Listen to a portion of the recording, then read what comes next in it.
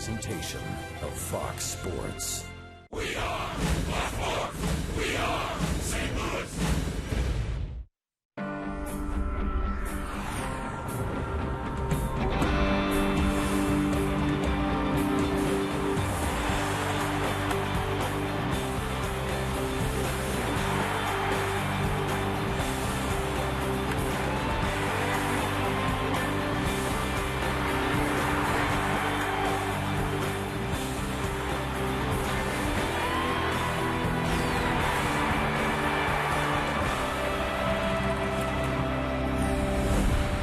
It's baseball this evening on the 4th of July. Tonight, it's game number 3 between the Colorado Rockies and the St. Louis Cardinals from Busch Stadium. In special recognition of the military, USAA now presents the singing of God Bless America. Please rise first for the singing of God Bless America, and then for the singing of our national anthem. Performing God Bless America this evening is Mr. Christopher Jackson from the Muni's stellar cast of Dreamgirls. God bless America, land that I love. Stand beside her and guide her through the night with the light from above. From the mountains to the prairies to the oceans wide with foam.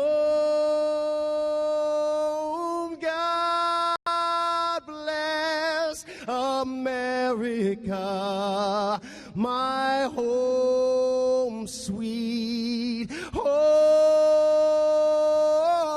God bless America, my home sweet home.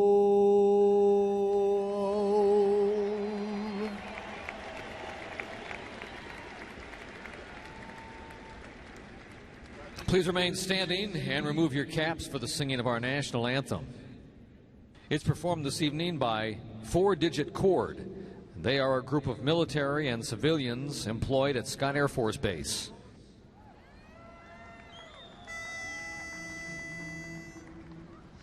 Oh, say, can you see by the dawn's early light what so proudly we hailed at the twilight's last gleaming, whose broad stripes and bright stars through the perilous fight o'er the ramparts we watched were so gallantly streaming, and the rockets' red glare, the bombs bursting in air, gave proof through the night that our flag was still there.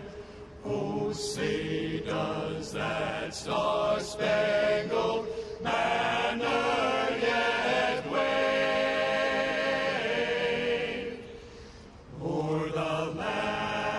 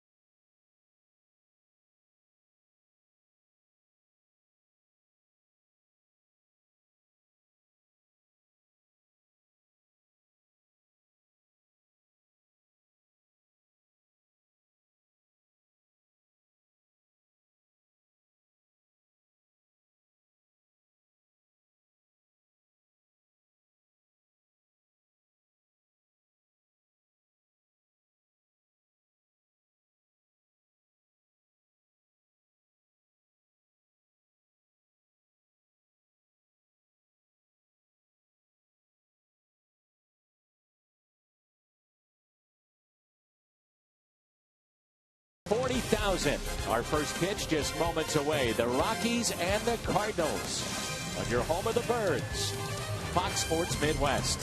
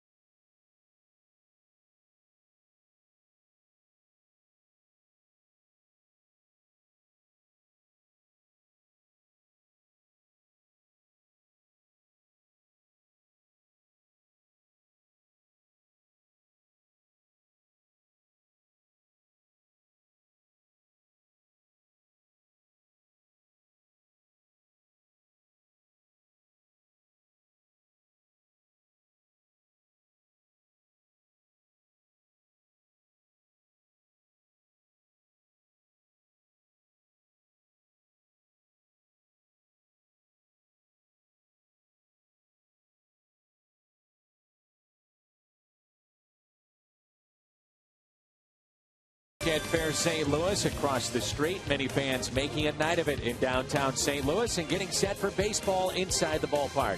Cardinals lineup will include Skip Schumacher, one of our favorites. 4th of July, one of my favorite days.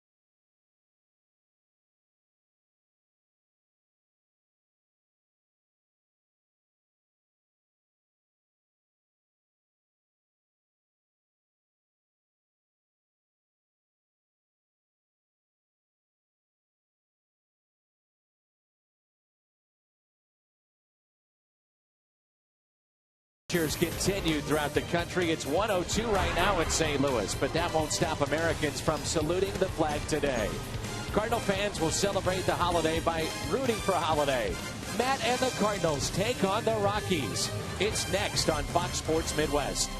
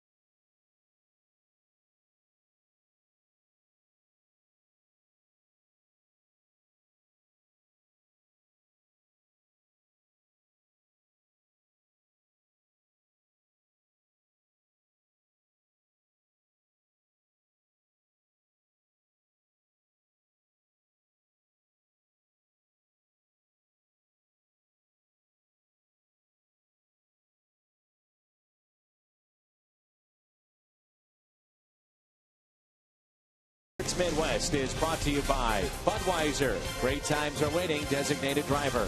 By your Mid-America Chevy dealers, the #1 selling brand in St. Louis. Find us at stlchevy.com. By Dobbs Tire and Auto Centers, #1 for quality tires and expert auto service. And by Steak and Shake, just no equal. The temperature on the clock in the bullpen says 102. And on the field, it's even hotter. Early start tonight at 6:15 as Wainwright sprints from the dugout. And this is the lineup that he'll face this evening, presented by Southwest Airlines. Dexter Fowler, his first start in this series. The former Red Sox shortstop Marco Scutaro. Carlos Gonzalez is headed to the All-Star game. Then Tyler Colvin, who's been hot in this series. Todd Helton, Chris Nelson, Will Nieves, Jonathan Herrera switch hitting shortstop, and Jeremy Guthrie. Wainwright gets the call for Mike Matheny's club. A strange outing as far as our statistics are concerned for Wainwright. In his last outing, he gave up 11 hits, 1 walk, and 7 strikeouts.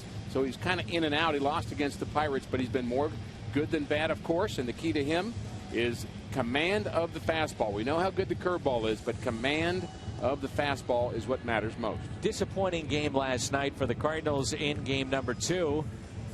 3-2 would be the final. And a loss for St. Louis as we flash back when Adam Wainwright pitched on the 4th of July. This is back in 2010. A complete game. He went the distance, 5 hits, and there's that curveball that you talked about. And on the 4th of July the next year, another ace was just as good, if not better. Chris Carpenter pitching on this day. Went 8 innings, gave up no runs. Walked 1, struck out 3. Mark Hamilton ended up getting the game-winning hit in that game against Cincinnati. So let's hope that that trend continues. So here we go. It's a hot evening in St. Louis, and the sun playing a big part in this ball game early on for the right fielder and second baseman. Very tough for them to see, as Dexter Fowler will lead it off. The center fielder for the Rockies. Very good player. And a guy that's been battling injuries the last week or so, and he looks at strike 1 at 89 miles an hour from Adam Wainwright.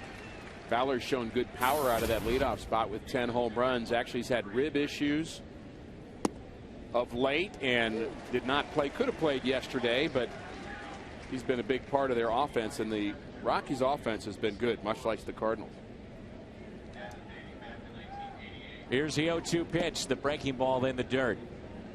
Fowler has been dealing with a hip issue and a shoulder issue as well. That's why he's come in late in games with his speed to take over in center.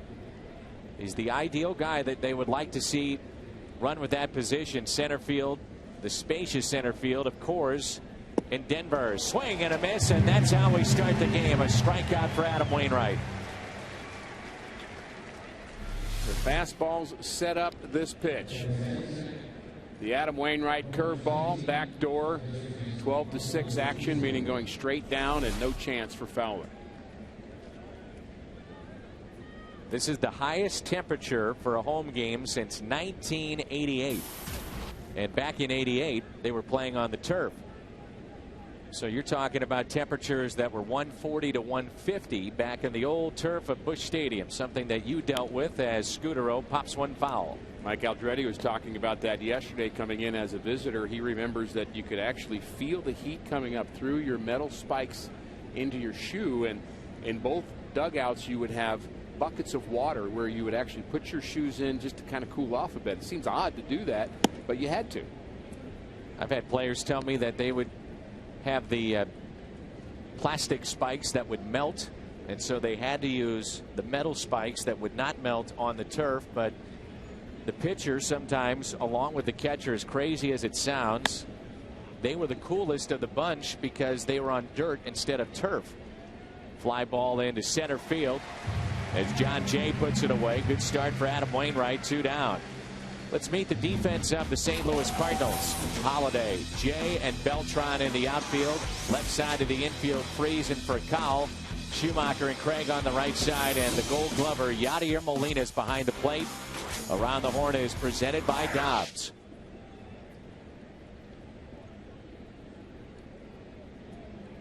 See the hats and the logo of the uniforms of the Cardinals with the stars and the blue, white, and the red. Sliding is Holiday, and a nice play, and he holds Gonzalez to just a single.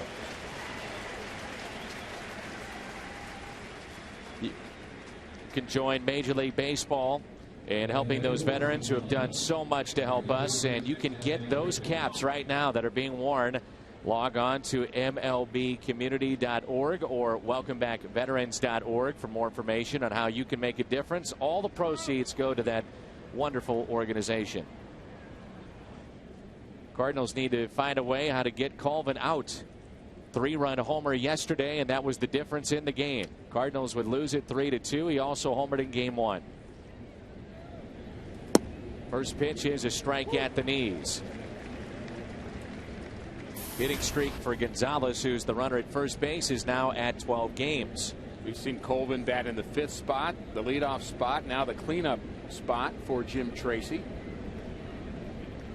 Isn't that odd that you've got the hottest bat in this lineup providing some power, that you would put him in the leadoff spot, but yet that's where we saw Colvin last night, and he did not hit in that spot with the Chicago Cubs. He came over in a trade from the Windy City. He really didn't hit in any spot with the Chicago Cubs last year. Hit 150 and struggled throughout, has made an adjustment and has developed into another shot at being a potentially all-star outfielder. There's a base hit into right, over to get it, Beltran, and Gonzalez will stop at third base. It's a double for Colvin. Back-to-back hits here in the first after Wainwright got the first 2. No fair trade backs, and we're talking about Colvin and Stewart. Stewart's out with a wrist injury for the Chicago Cubs.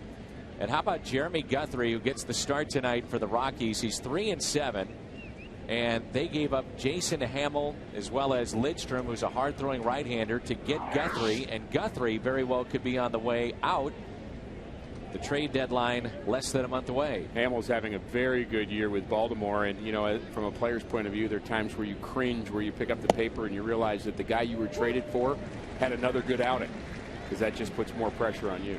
Last night we noticed that the Cardinals are very aggressive against Todd Helton with fastballs. He's got very good numbers against number 50 of the Cardinals. That first pitch was a fastball. Very late on a lot of pitches in game 2 of this series.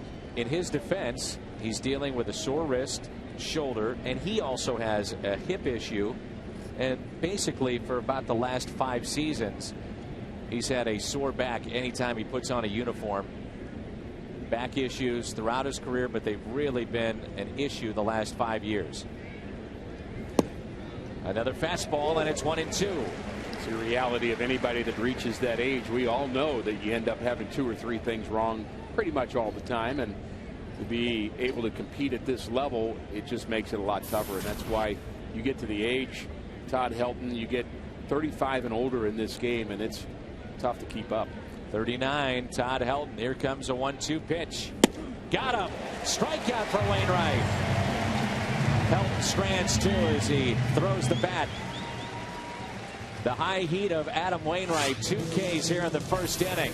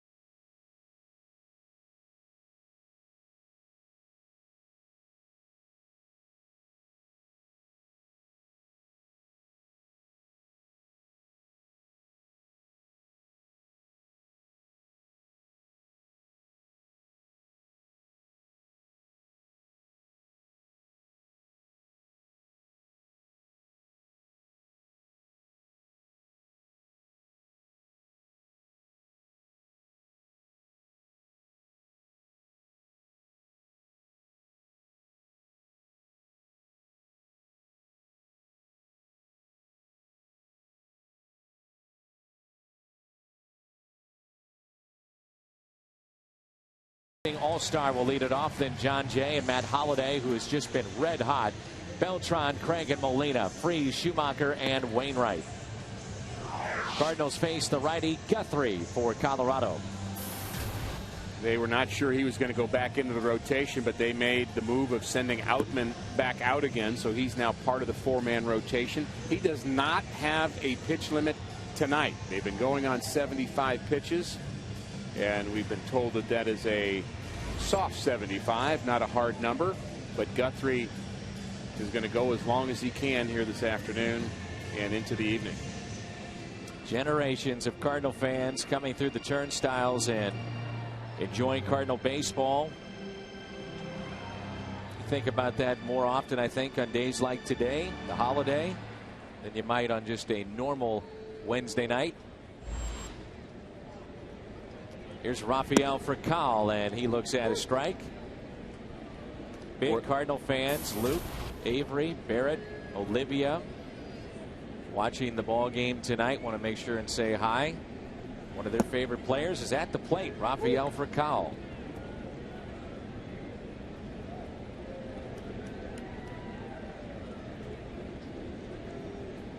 It says here in my note that Luke and Avery are switch hitters, trying to emulate for COL. It's from both sides of the plate. Reaching for it. Little flare into center, and the catch is made. Brings in John Jay, and let's meet the Rockies defensively with Gonzalez, Fowler, Colvin in the outfield. Nelson, Herrera on the left side. Scudero and Helton on the right side. Of Will Nieves is behind the plate. Around the Horn is presented by Dobbs. Jim Tracy in his 11th season as a manager at the big league level. Really did a nice job with the Dodgers and had a tough team to have to deal with the Pirates, that's for sure, and I feel for him. He is as positive a guy as you can be, and he is trying to do everything he can to overcome what essentially has been just terrible pitching. Talked a lot about what they're doing with Colorado, the experiment of a 4-man rotation. Essentially, it'll turn into an 11-man rotation by the end of the season. And in doing so, it's pitch counts with their starters. The idea is the first man through tonight, Guthrie, would give you 75 pitches. Now, we saw that in games 1 and 2, but with Guthrie, they're not going to do that tonight, are they? So they'll let him extend it if he's pitching well.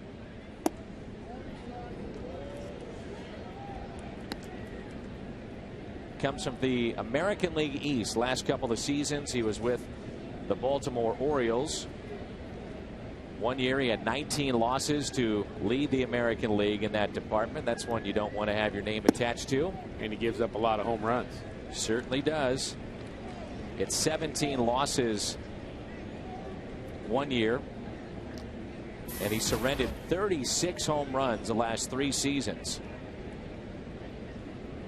Short porch at right Camden Yards, and then he moves into a spot that is famous for their home runs, and that's Coors Field. That's taken low, 3-2. They said he's really struggled with his breaking ball. He gets kind of sloppy, gets underneath it, and it just kind of floats up there. He hasn't really had that sharp downward action. Again, it's a tough pitch to throw, and when you're not right, your mechanics aren't right, you're not feeling strong, often that's the first pitch to go.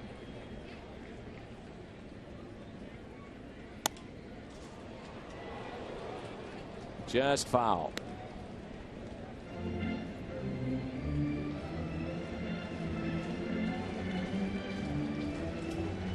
Three and 2. On deck, it's Holiday. He's making a case right now if anybody would get hurt, join the All-Star team.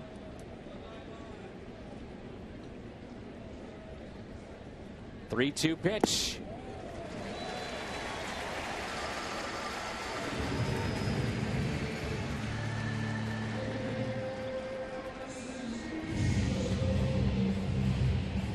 When facing a pitcher for the first time, the Cardinals, see what they've done, runs per game, and the record 4-4. Right now, I don't care who's on the mound. Matt Holliday is getting his rips. He sure is. He's hitting for power. He's hitting for average. He's using the entire field.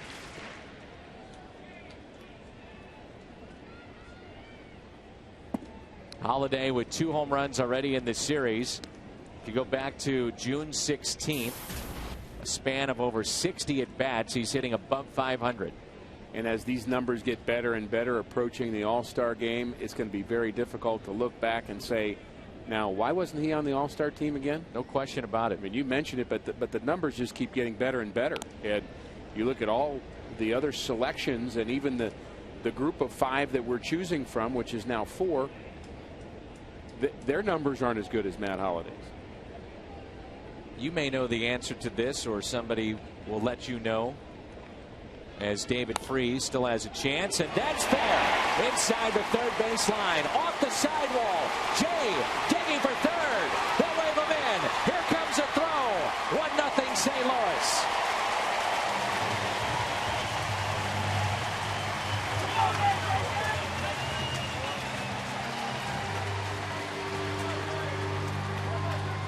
The RBI number 54 for Matt Holliday. Adds to his numbers, and the Cardinals get a break here as that ball just inside the bag, then hits off the wall, so the wrong angle for Gonzalez in left. John Jay smelling that possibility, running hard the whole way. And Jose Oquendo, good to have him back, waving him home. Now Beltran, and my question is this: does Tony La Russa, if somebody would get hurt, does he have to take a player from the 5 that are left over? Now we've seen, Chipper Jones was taken to replace Matt Kemp. You have 4 left. Is that what he has to use? I'm pretty sure the rule is he has to call Dusty Baker first and ask him. Ouch. Isn't that how you read it? Or Johnny Cueto's agent.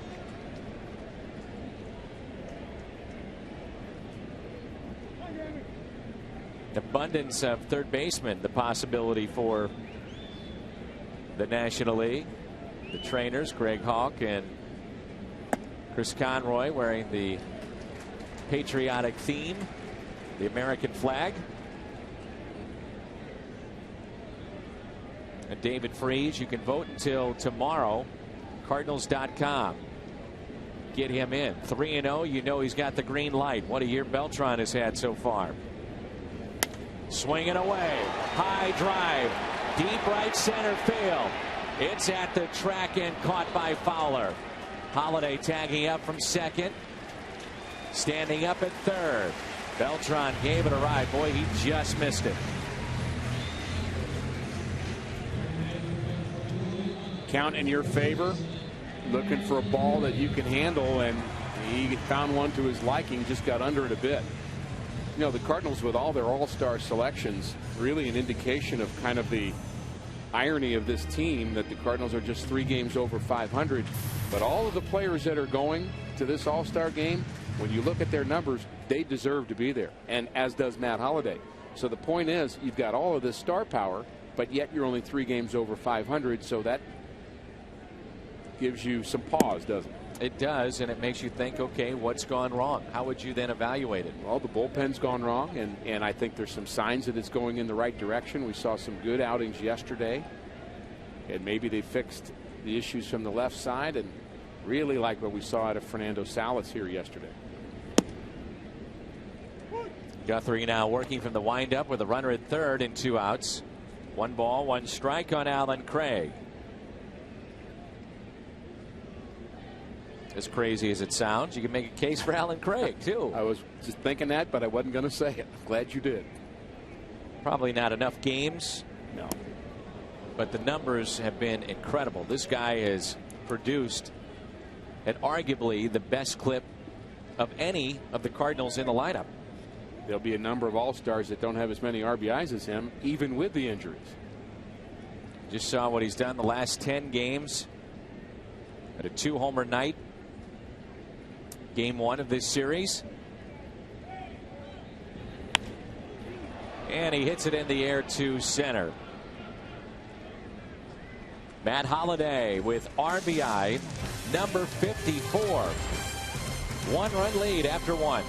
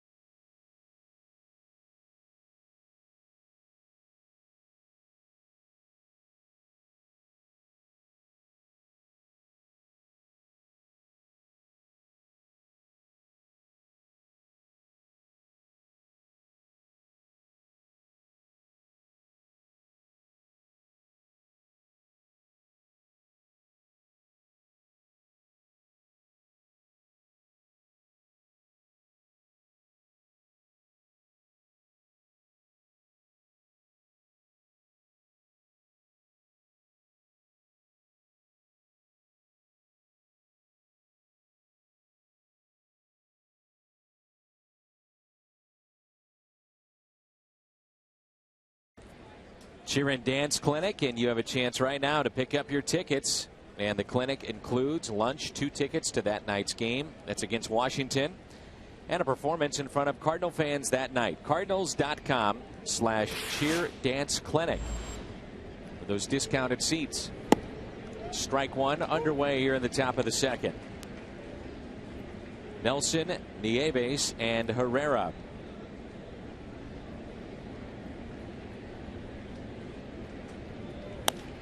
Ground ball hit to short for Cowell with it. Settles and throws.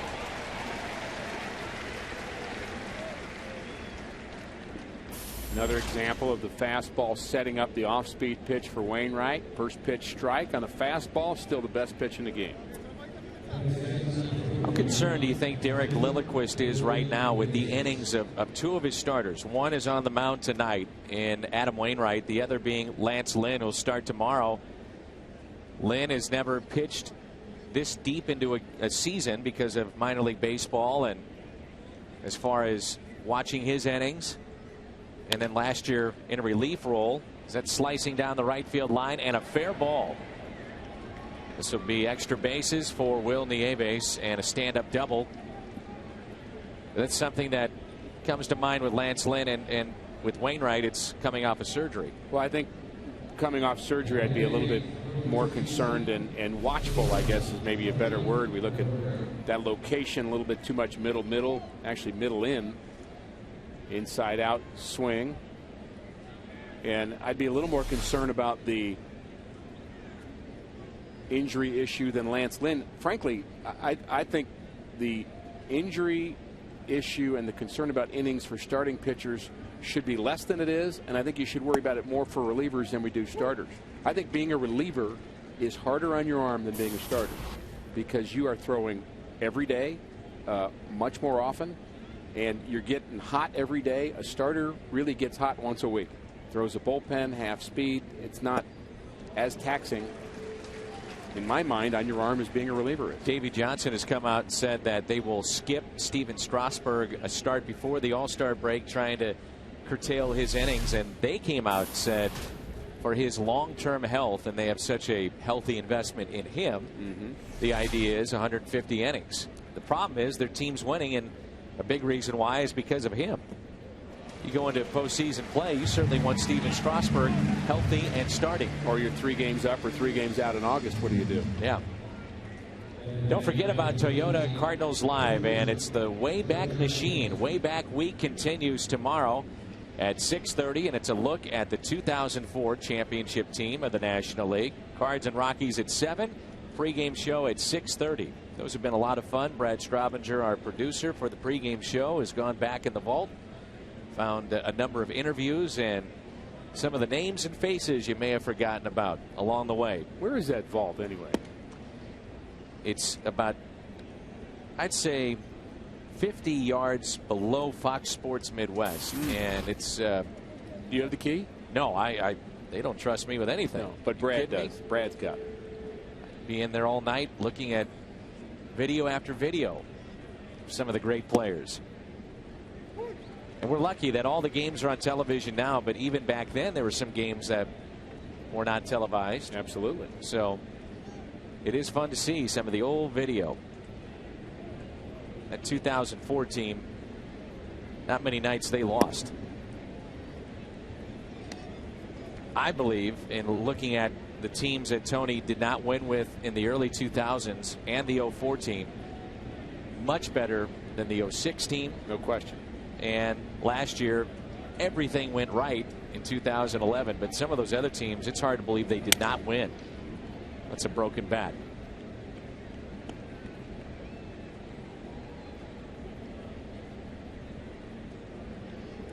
Two balls and 2 strikes on the pitcher Guthrie as he has to get a new piece of lumber. We hope folks are enjoying their July 4th celebration wherever it is. Folks here at the ballpark very happy this afternoon. It is a hot one, but very nice crowd, and folks think of Independence Day. We think, of course, of our troops. We think of our great history of our country, and think about family celebrations, picnics, snow cones, fireworks, parades, and to me, all kinds of good thoughts.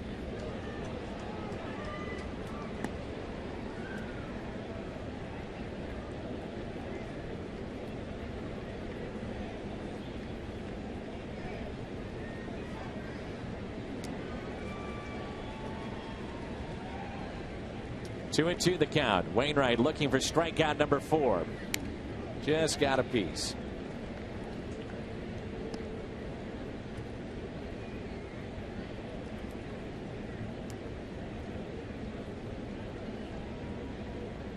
Game 1, it was pleasant. 84 degrees game time temperature. Last night was very, very hot. And with an earlier start today, hottest start for a Cardinal game since 1988 here at home.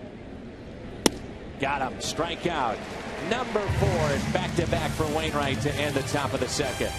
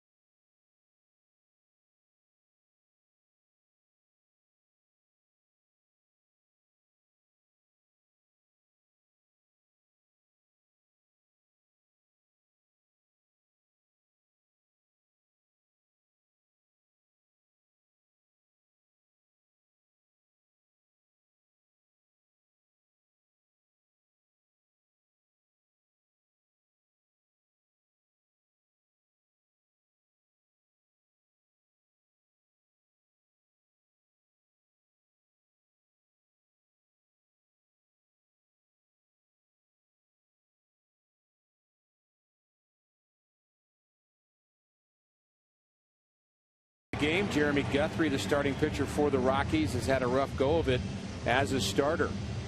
Record of 3-6, ERA over 7, and the opponents have hit .339 against Guthrie, and he's had a couple of issues that he's dealt with this year. One is pitching in Colorado, which a lot of pitchers have trouble adjusting to the altitude, and maybe the ball doesn't spin quite the same way out of your hand.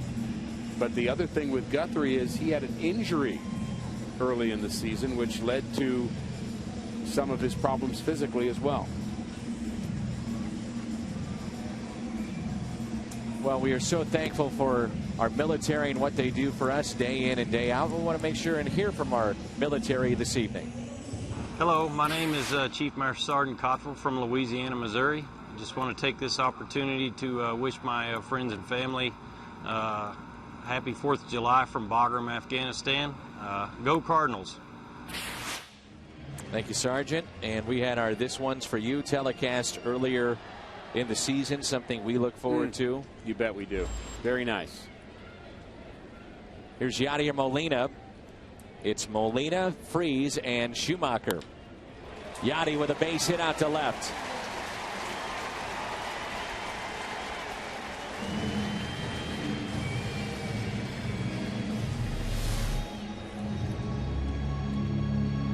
Pitch off the plate a bit.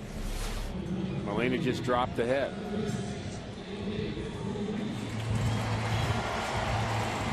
The injury to Guthrie happened as he was riding his bike to the ballpark, something that he has made a habit of doing, and his chain broke, and he went over the front of his bike and fell into a little ditch and actually had a shoulder strain and was really badly shaken up by that, and it has affected him since then. So you look at his numbers and you can say, okay, he has not succeeded as was expected, but the adjustment to pitching in Colorado plus the bicycle accident, which again, strange thing. I don't know how many players ride a bike to work, but that's his deal.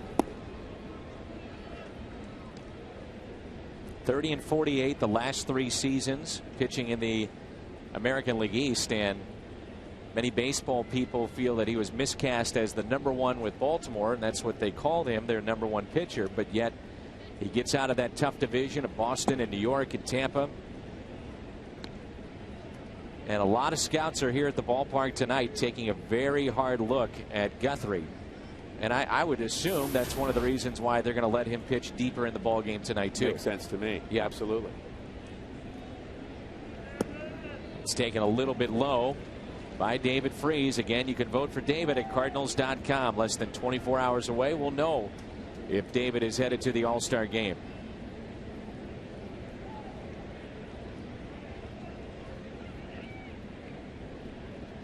Here's a 2-2 pitch. On the outside corner, strikeout of Freese.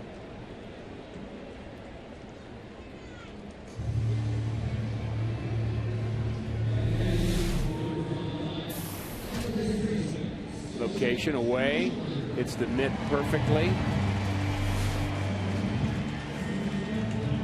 David couldn't pull the trigger. Schumacher hitting in the 8th spot tonight. Start at second base. Now with Jay back, Descalso and Green. This is more of the role that Mike Matheny envisioned for Skip Schumacher. The super utility role. Maybe not being that everyday player. But under Tony, he'd wind up with 400 at bats, and that may wind up being the case here with Mike Matheny too. It may be. I don't know that Mike Matheny came out of spring training thinking that he's going to have much time at second base for Skip Schumacher. He didn't work at that position quite as much, and I thought he did an admirable job coming in and playing second base as a normal outfielder. That's not an easy transition, but you know, he's clearly, outfield is his best position. Very strong arm.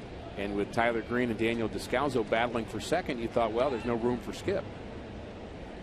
He always finds a way in, though, doesn't he? Yes, he does. Big group from Footwear Unlimited. Mike Mooney, Rita Mooney, Father Bob Gettinger, all here tonight watching Cardinals baseball. Father Bob, he says Skip's his favorite player.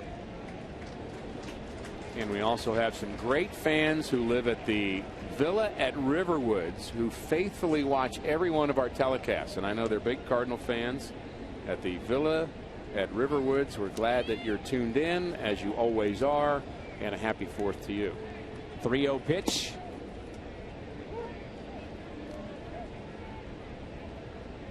Father Bob has touched the lives of many, many St. Louisans and folks across the country, working in the inner city, providing education for many kids that would not have that chance.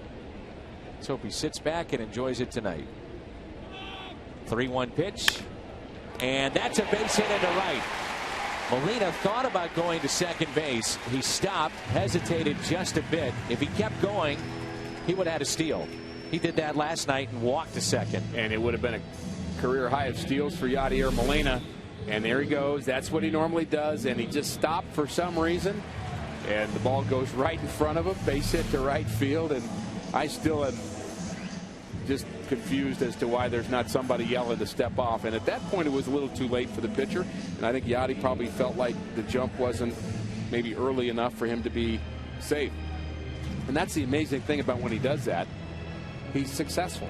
I mean, if he gets thrown out doing that, we'll say, oh, that didn't look right. But if you're 8 for 9 in stolen bases, that's a pretty good percentage. The other thing that amazes me too, Rick, and now the Cardinals can have a little fun here with Adam Wainwright, who can handle the bat 2 runners on, but with the scouting reports and all the information. Oh, that's up and into Wainwright. He's on his back. But with all the information that you have, you've got to know you cannot fall asleep with Molina on the bases. You just can't.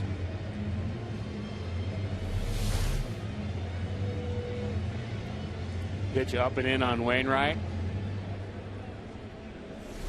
Rockies actually checked to see if he actually offered at that pitch. That would have added insult to injury. Jose Oquendo staring down the pitcher, Guthrie.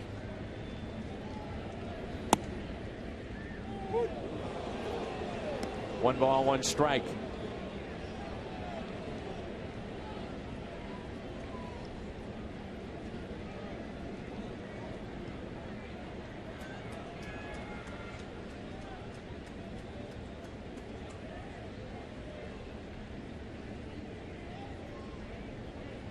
Wainwright showing bunt, pulls back, the corner's charging in. 1-1 pitch inside. From a pitcher's perspective, we saw bench is clear with Cincinnati and San Francisco the other day. Bronson Arroyo was on the mound, and his counterpart at the plate. From a pitcher's perspective, going up and in, I'm sure that's the last thing that Guthrie's trying to do. Well, absolutely. And in the particular case of Arroyo going up and in, I saw the replay of that, and that pitch was almost over the heart of the plate. So I thought that was a mistake by the Giants. Guthrie to third. They get the lead man. No hesitation there. And we're at the top of the lineup. The goal here is to try to bunt the ball to the third baseman, and Wainwright unfortunately hit that one right back up the middle. It's at the top of the strike zone. He gets it down, no problem there. Unfortunately, the angle is not enough towards third base for it to be a successful sacrifice.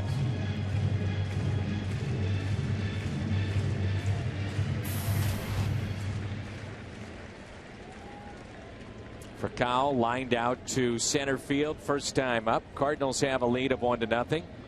RBI by Holiday as Rafi looks at a strike.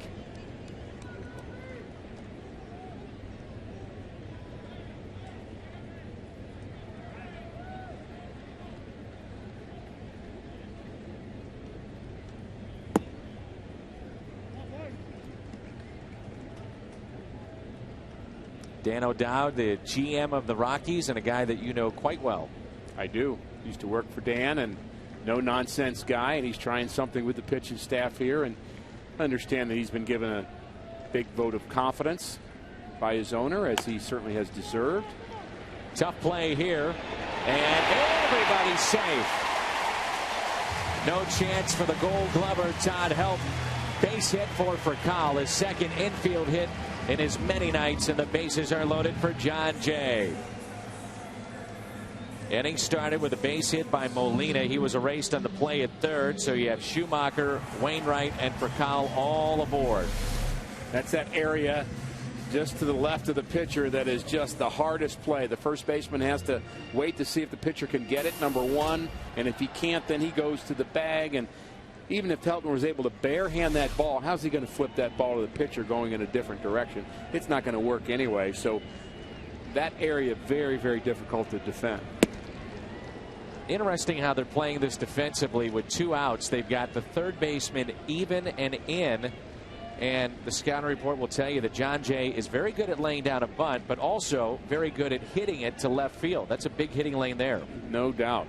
Got some room between the shortstop and the third baseman. And quickly, it's 2 strikes on John Jay. You would think with the third baseman in and having diminished range, you'd have to play your shortstop more in the hole. Now with 2 strikes, he can back up. Bases loaded. Here it comes to Jay.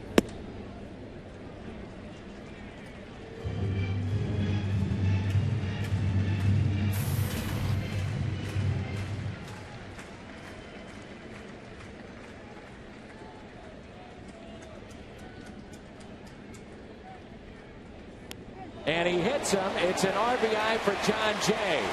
And look who's coming up.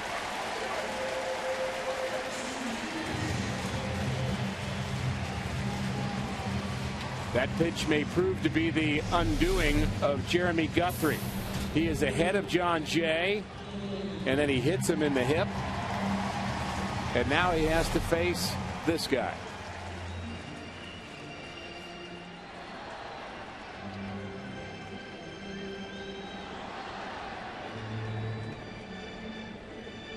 Holiday, first time up, doubled down the third base line. Bases are loaded. He right now is the hottest hitter in all of Major League Baseball. His time is called.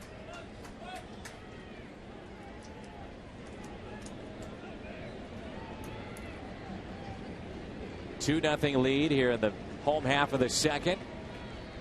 First pitch to Holiday. Outside, ball 1. Beltran on deck.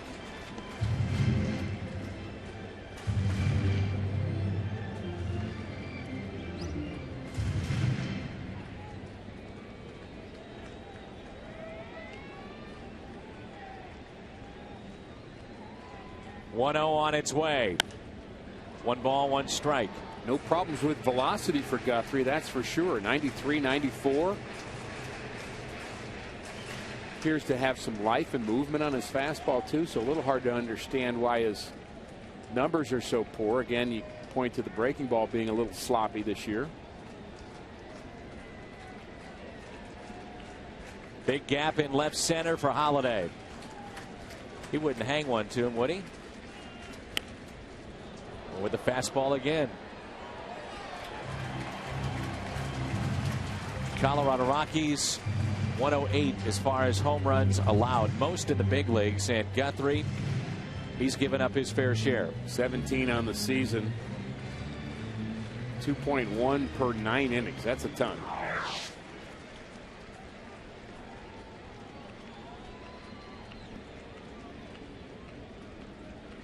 Here's a 1-2 pitch. Holiday reaching for it. Very good pitch, and a fly ball into right. This should do it. Catch is made. Holiday strands, the bases loaded. But John Jay hit by a pitch. It drives in a run.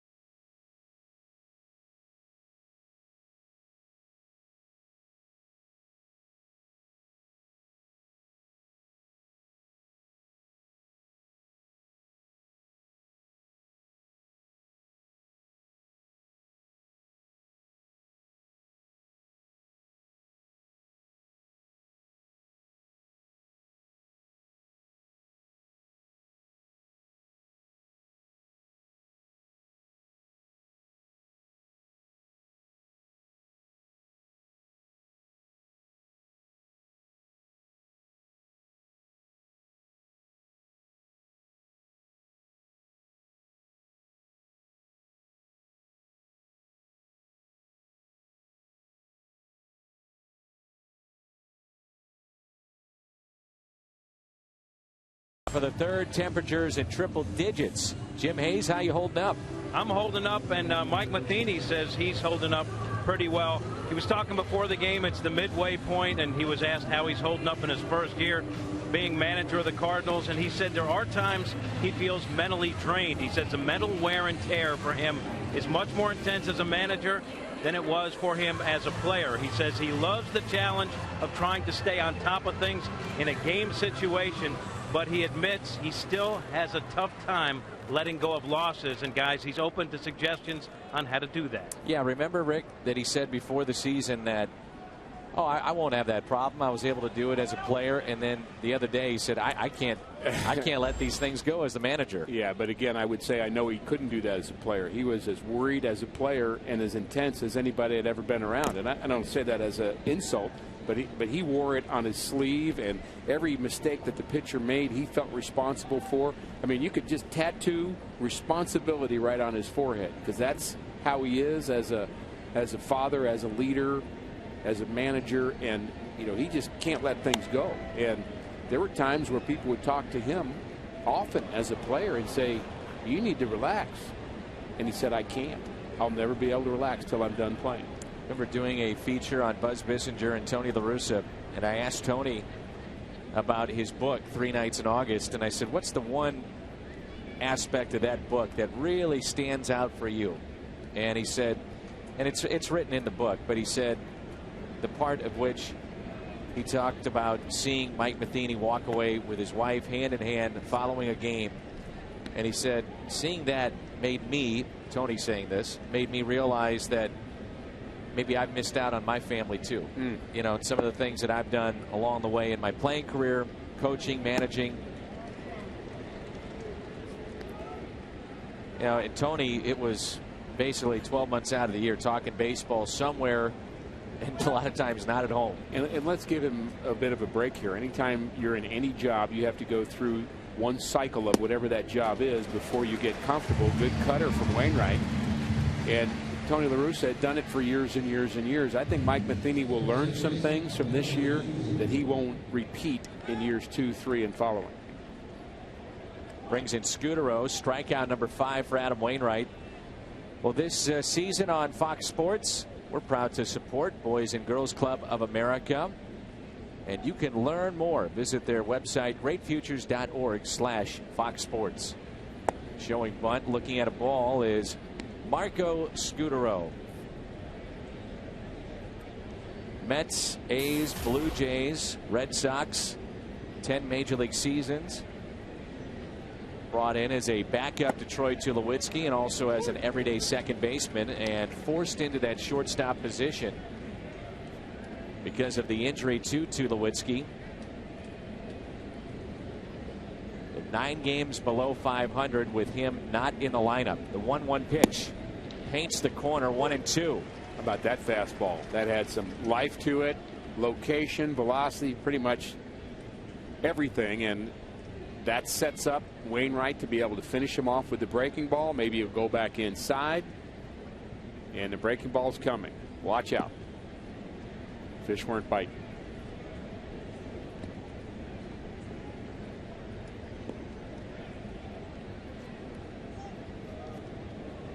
Now do you double up, go back outside, or go with the cutter? The 2-2 pitch. On a hop to second. Schumacher is there. 2 outs. Brings in Carlos Gonzalez.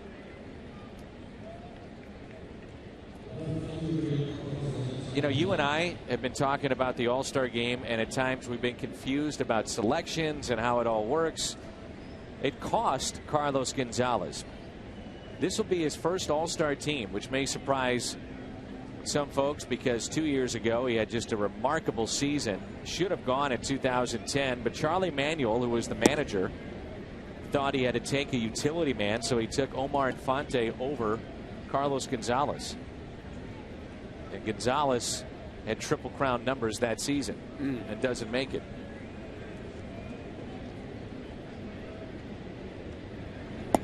He's dropped 17 pounds since the start of the season. And they've talked about his range in the outfield. We've seen his arm. It's an absolute cannon.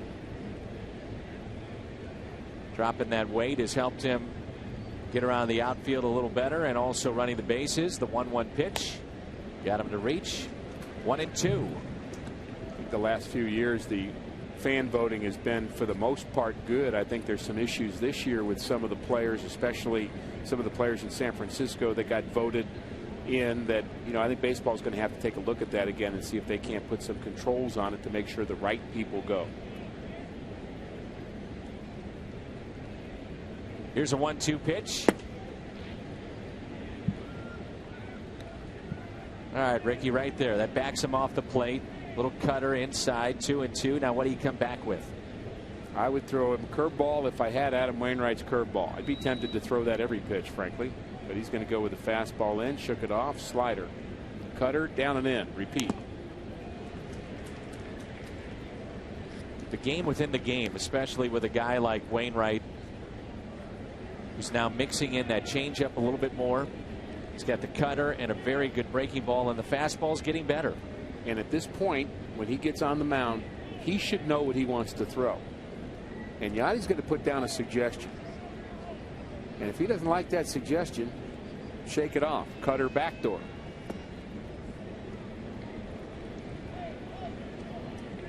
Wainwright, he slipped and stumbled there at the end. Molina made sure he's all right. Yeah. I think there's times where you shake off your catcher and your catcher doesn't really mind that, because he's just offering one of 2 possible ways to go. Change up. No. Fastball away. No. Fastball in. No. No. Well, let's go through them all. End up with a curveball. Got him. Strikeout. Worth the wait. That's 6 strikeouts for Adam Wainwright.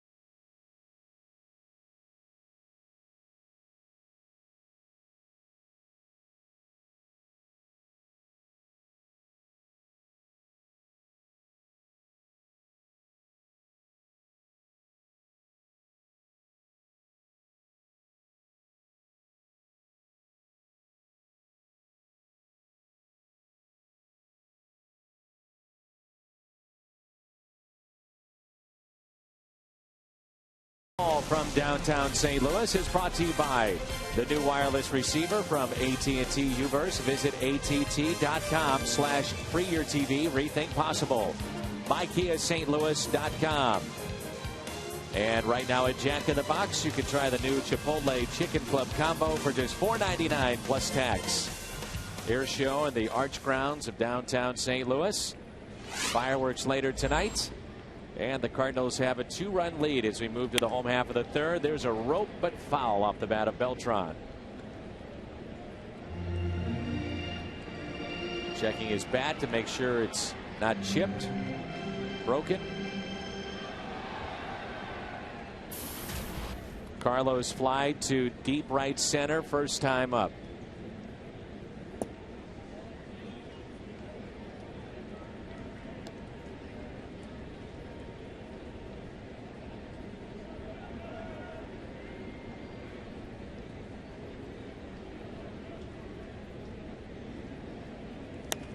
Off the end of the bat, little squibber left side, taken there by Nelson, the third baseman. Beltran retired. Second half of the season beginning here tonight, July 4th, game number 82 of the season. A little known fact about the minor league system is that you actually play halves and you start over again. So a team that gets off to a good start, then maybe loses some of their players, may find themselves winning a first half and losing the second half, and then that adds to the playoff structure of the minor leagues. The idea being that in the second half, too, a lot of times organizations put a premium on winning in the minor leagues. Right. And if their major league team is out of it, they will keep some of those minor leaguers down so they can get a taste of winning. Gives them a chance to start over again. I think it's good for the minor league guys to develop, to kind of get that restart after the draft, especially. You've got some new players that have moved up and down, and some guys that maybe have been advanced because they've had good numbers at lower levels, and a chance to maybe regroup with your team. And I like that philosophy. And it happened at the big league level the one year where the Cardinals kind of got the short end of the stick with the Dodgers. I believe that was 81, if I'm not mistaken, where Cardinals actually had a better record than the Dodgers, but they, because of the strike, they ended up going into halves, and it did not work in the Cardinals' favor. I think Tommy Lasorda had something to do with that one. Oh, I would bet. 3-1 the count here on Alan Craig.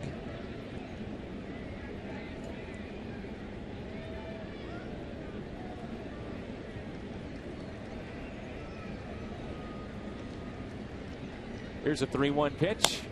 Ground ball hit to the left side again. Nelson is there. 2 outs. Wishing you a happy 4th of July as we come your way from the gateway city of St. Louis, wherever you may be, enjoying Cardinals baseball. Dan McLaughlin, Rick Horton. You'll see Al and Pat on the postgame show. We've got the Cab with us. Matt Holliday, an RBI double, first inning. And it was a hit by pitch of John Jay with the bases loaded in the second inning, and it's a 2-run lead as Yachty steps in. Shelby Miller, a really good example of individually what you're looking at with some of these minor leaguers, able to blow those guys away, low levels with a fastball. Now at the AAA level, those are former major leaguers, many of them competing, trying to get back, and 95-mile-an-hour fastball doesn't faze them one bit. Yeah, it gets tougher and tougher. You've got to learn how to adjust to the new level and do the little things that give you the edge back again. And what we're talking about is developing your secondary pitches. And that has been at times, not to say he's been hard-headed about it, but, you know, trying to convince him, do it, use those. Because as you advance, you're going to need them. Best way to be convinced is to back up third base for about an hour every 5th day. Yeah, and it's happening right now for Shelby. 1-2-3 inning for Guthrie.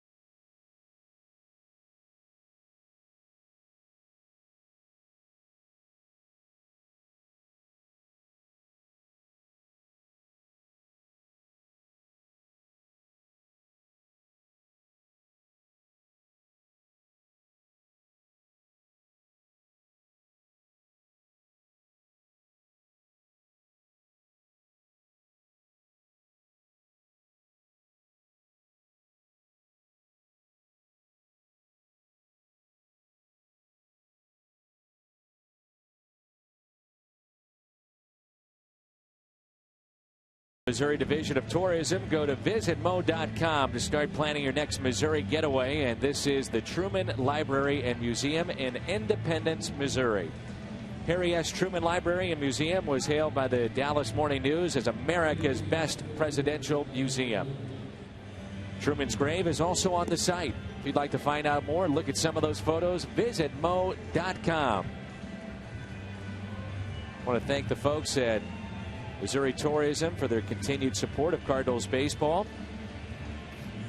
And remember, the voting is not over as you have a chance to vote for David Freese into the All-Star game.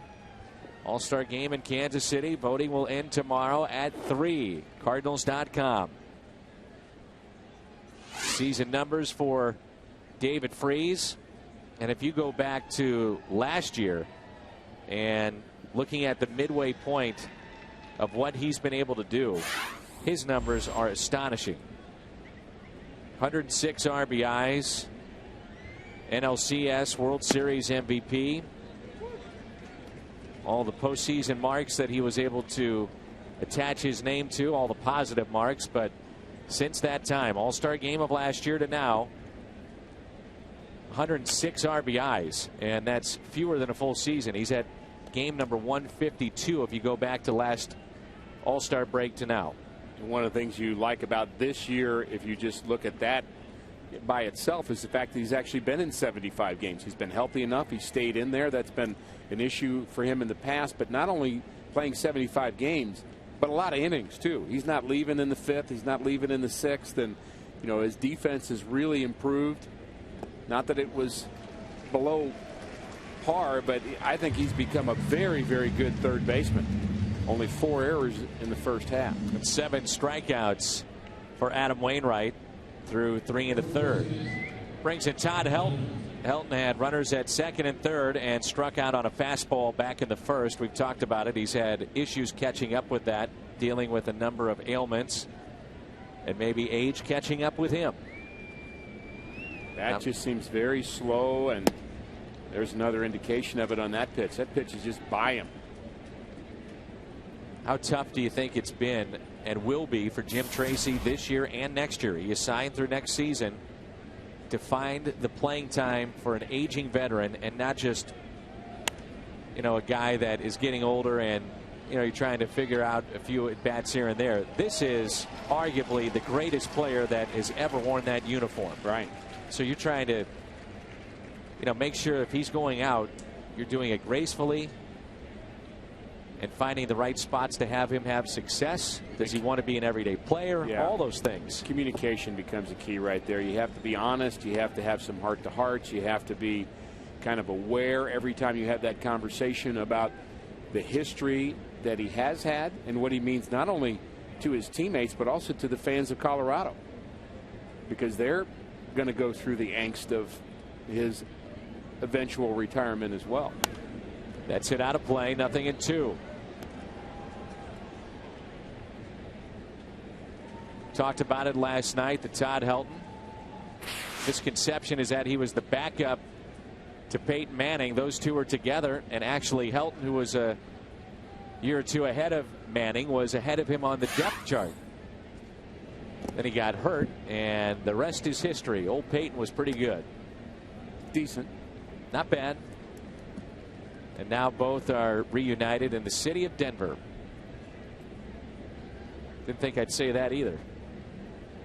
Just certain guys shouldn't leave a franchise. Peyton Manning should never leave the Colts. But that's the day and age in sports now. Helton, the ground ball right side. Schumacher is there. 2 away.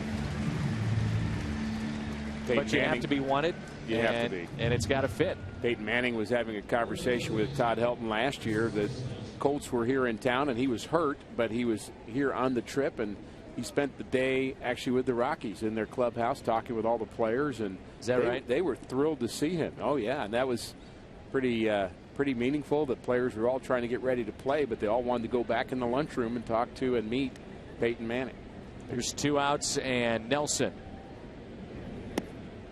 Al and I would talk about a lot how the football St. Louis Cardinals would interact with the Cardinals back in the 70s, and then you had the teams that didn't interact as much in the 80s, and eventually football left St. Louis until the Rams got here. Were there guys that would come to the clubhouse that got your attention, whether it be from the Blues or football, whatever the case may be? No doubt.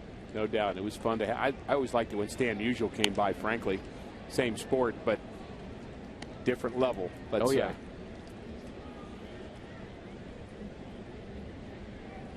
Jamie Wright. Remember him? I do. Tall right-hander. First night in St. Louis, Bob Gibson, Stan the Man, Lou Brock were all in the clubhouse. Just one of those nights.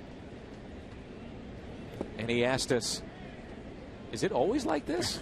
And he had understood about the history of the Cardinals. Wasn't just a modern day player that didn't understand what it meant to wear this uniform, but those 3 great players were in the clubhouse conversing with the current players. He said, this is unbelievable. Lou Brock at the ballpark tonight. Lou Brock, 3,000 plus hits, and now he can add to his resume the cat fight. The cat fight.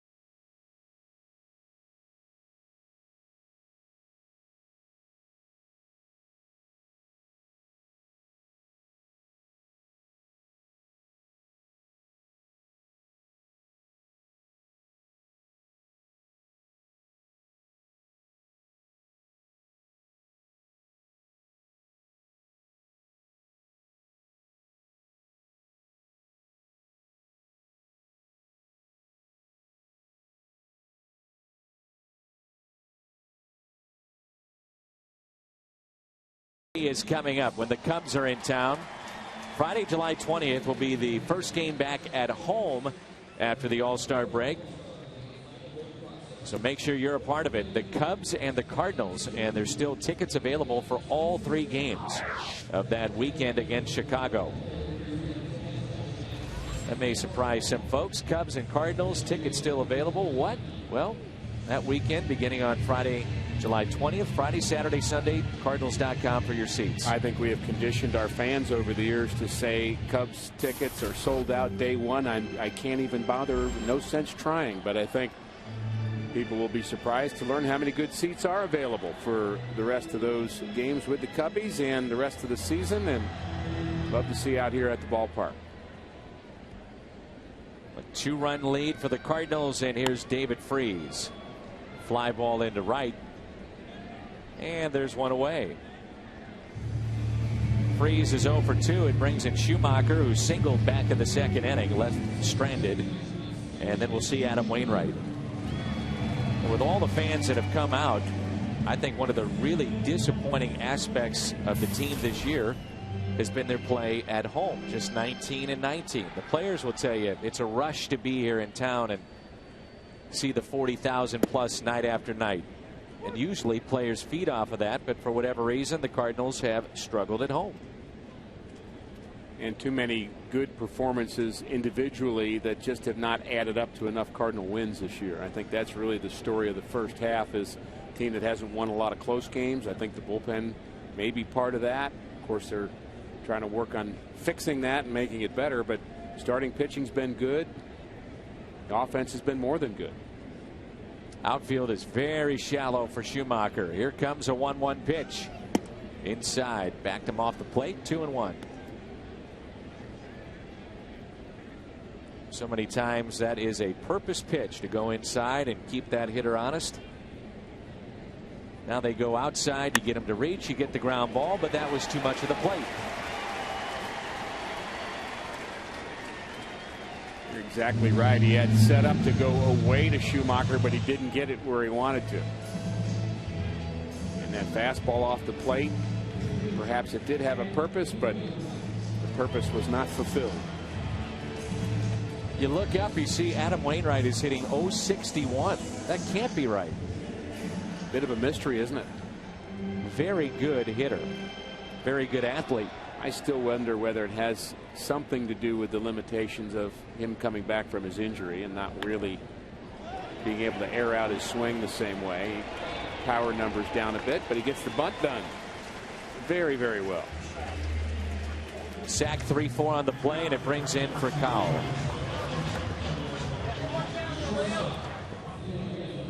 For COL has an infield hit back in the 2nd inning. He's also flied out to center.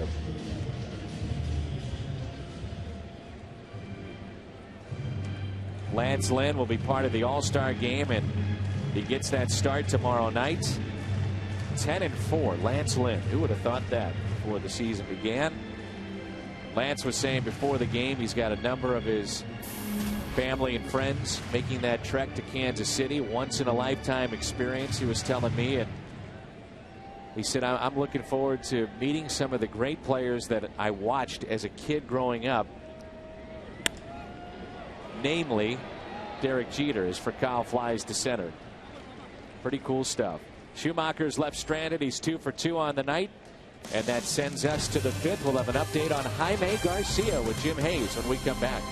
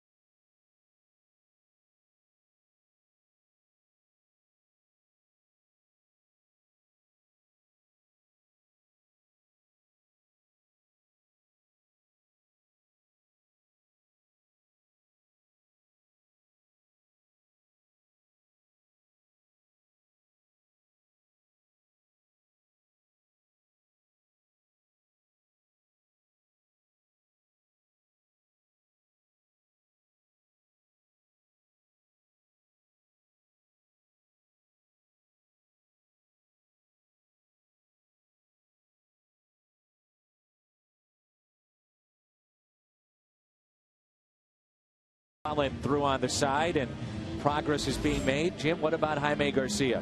Well, Dan, he threw / played catch for the first time since the shoulder problem shut him down in June. Garcia thrown about 40 times from a distance of about 60 feet and said he felt really good. Garcia has been rehabbing with a program designed to strengthen that shoulder and restore range of motion. He says it really made a difference, and he says he feels like he could be back early, mid-August, though Mike Matheny says let's not put a timetable on it just yet. Here's Will Nieves, and Jim, I guess the question for so many fans now is that you have an answer with Chris Carpenter. You don't know about Jaime Garcia, as you mentioned, in his timetable, so the question becomes, what does John Mozeliak do? Where is he looking as far as trying to strengthen this team? Pitching, Dan. He said, yeah, we'd love to have a starter, and that's something we'll look at. But obviously they could use some help for the bullpen, so he's going to see what's out there and what's the best fit for the Cardinals. And, Rick, as you said, a positive last night, Salas.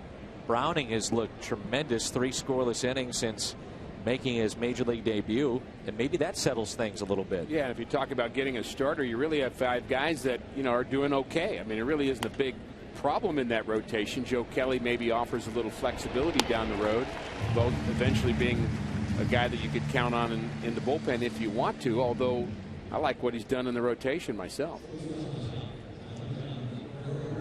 John Mozeliak, general manager of the Cardinals.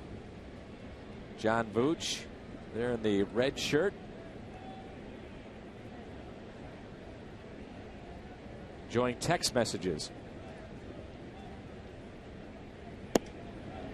And as we all know, you've got to give up something to get something. And so that's the hard part of this. And the Cardinals have a lot of offense and maybe some depth at certain positions to be able to deal from.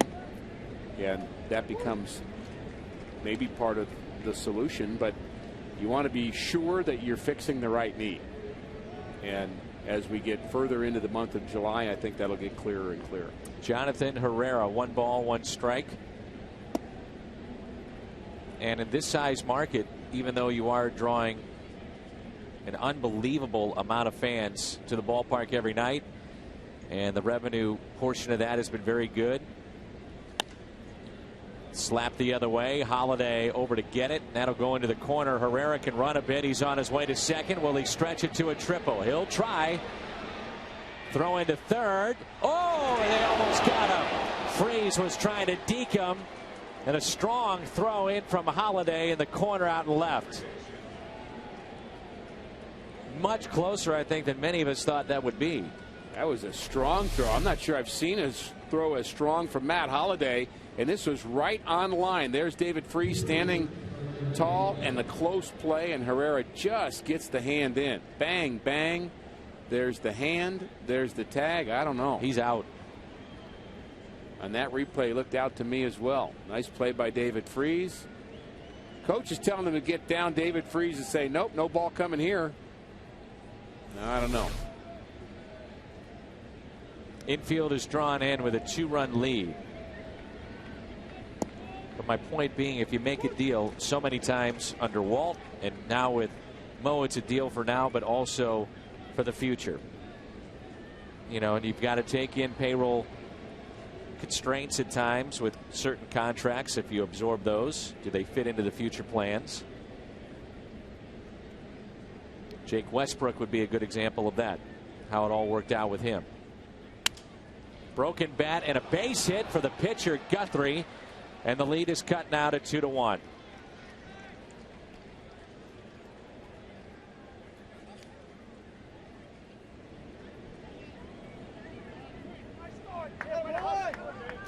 First RBI for Guthrie. Drawn in infield. A lot easier to get it past guys with the limited range, and he just finds a hole, sticks the bat out. Not pretty, but it got the job done.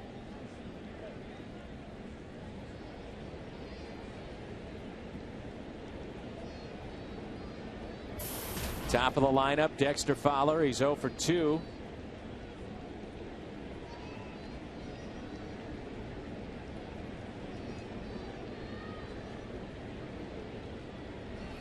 And a ground ball. That's back to Wainwright.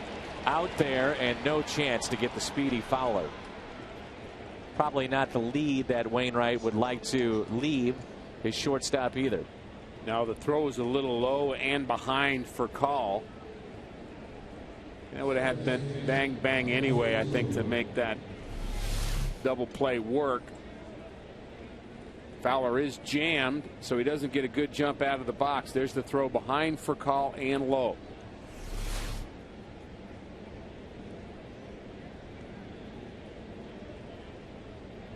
Marco Scutaro. Fowler is a threat to steal.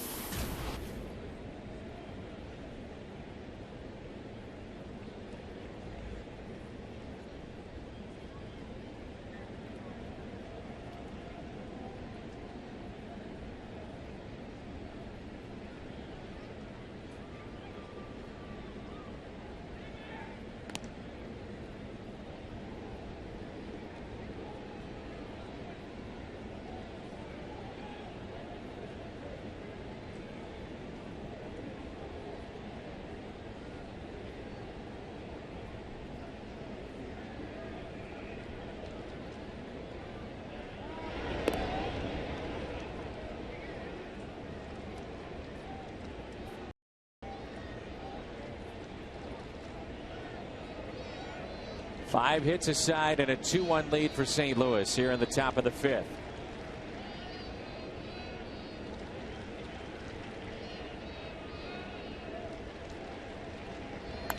The importance of Wainwright making those two quick moves to first base.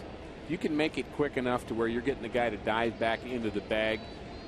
Folks will watch that and they'll say, well, what did that accomplish? Nothing. He's not really going to get him. He's in plenty of time, and the pickoff was late. But what you've done is you've created some doubt for Fowler, and you've made him maybe just wait a tenth of a second longer before he goes on his break, and that may be the difference between Molina throwing him out and him being safe at second base. Shorten up his lead just a bit here. But he's thinking, will he come or not? I think all of us in watching Molina day in and day out would invite him to run. Why not? Well, it's a thrill to watch Yachty throw anyway. Doesn't get them all, but it's fun to watch. And don't stray off of first after a pitch that's high and away to Scutaro either. And again, the importance of getting the guy to dive back in. Lou Brock talks about that. If I can just kind of float back to the bag, you've done me a favor because I've seen your move. But if you make me dive in, I don't really know what you did. I just knew I had to get back in a hurry. Sure. Here's a 1-1 pitch.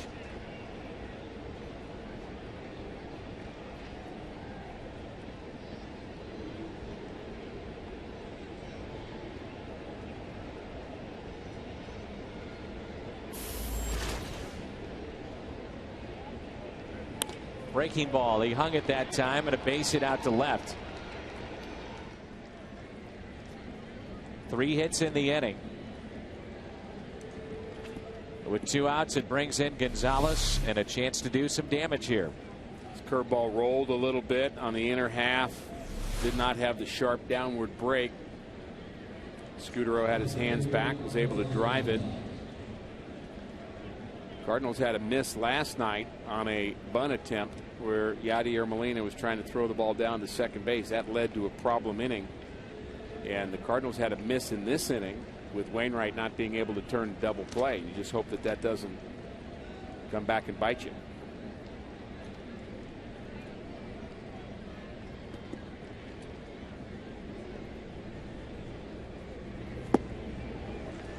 And this guy knows how to bite you. RBI leaders Beltran, Gonzalez, and Braun. All Stars headed to Kansas City.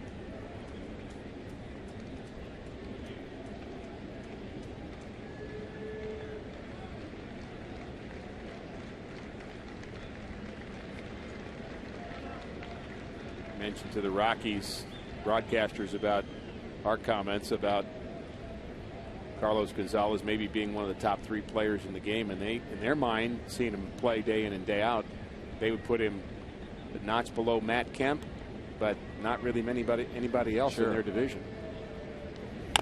Gonzalez, a slow base hit. Or will it be? Wainwright, no play. And nobody at third base as Fowler made that wide turn. If he would have thrown, he probably would have scored. He was flying around third base. It's a base hit. And Fowler's able to do that because David Freese is attacking the ball as well. He's coming in to maybe get it, so he's not in a position to be able to hold him on. So if Wainwright throws, he was planning on going home, so a good thing he didn't. And perhaps some communication there with Yadier Molina telling him to hold it too. That's, again, part of a catcher's responsibility. Now you've got to face another guy who's red hot. .833 slugging percentage since June 9th, highest in the major leagues.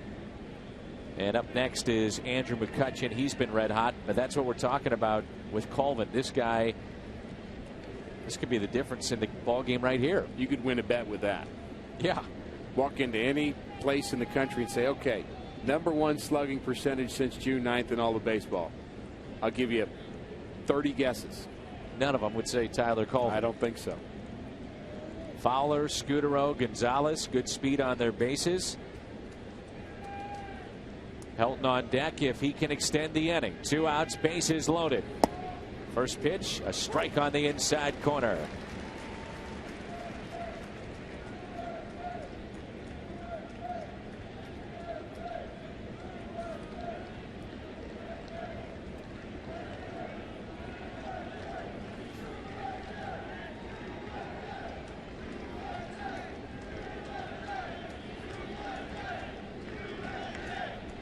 One pitch. 1 ball, 1 strike.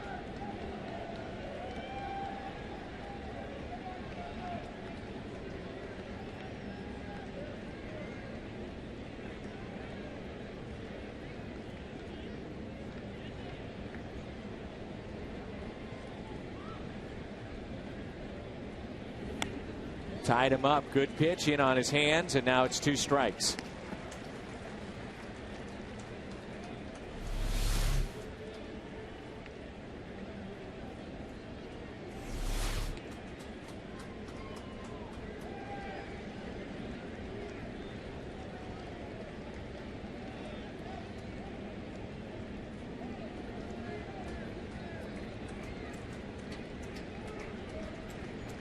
One-two pitch by Wainwright. Got him to reach, pulled foul.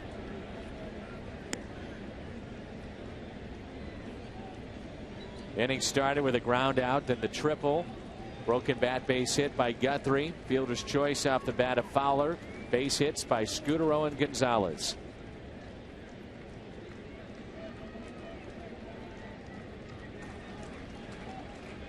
One and two again. Outfield straight away. Here it comes. Cardinals made a mistake with Colvin. Cardinals meaning Joe Kelly, who was very good in his outing. 6 innings, just 2 earned runs against the Rockies here yesterday. But the Colvin home run was on an 0-2 changeup, and I'm sure that's fresh in the mind of Yadier Molina. How do we finish this guy off? 2-2. Here it comes. Breaking ball, and it's pulled foul.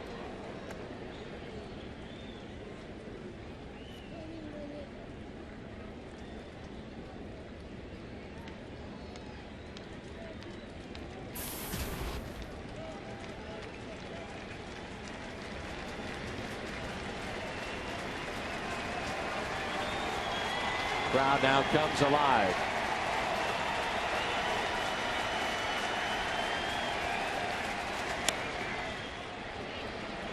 Fly ball into right. This should do it. Beltran is there, and he makes the catch. Rockies pick up a run, and it's 2-1 midway through 5.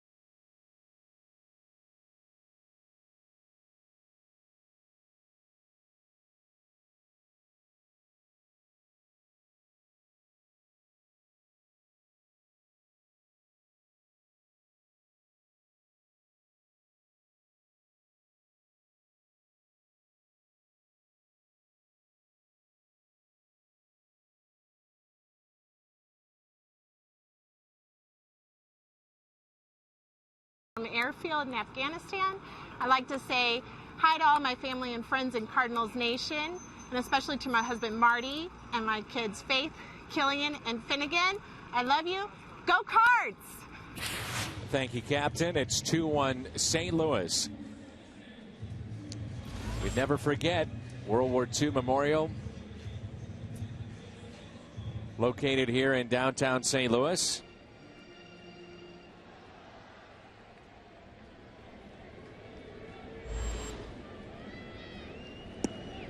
The pitch that's taken inside by John Jay. Jay, Holiday, Beltran. Bases loaded last time up. He was hit by a pitch. His 11th RBI. He walked and scored back in the first. 1 ball, 1 strike. You can see with that shot our director Tom Mee just gave us, that side view of John Jay. They used to call those his helicopter hands. Remember how much movement he had when he first came up with those hands, the trigger mechanism? Yeah, and a hitting coach will look at that and they'll generally kind of say, I'm not sure I like that, but it doesn't really matter what you do now. It's where are you when the ball is leaving the pitcher's hand. And all of that's kind of a trigger. Every player has a trigger that kind of gets him into his comfort level, and for whatever reason, moving his hands, some will just kind of start from a dead stop. And the key is to get yourself in a hitting position when the pitcher's getting ready to get rid of the baseball, in a comfortable position. 3-2.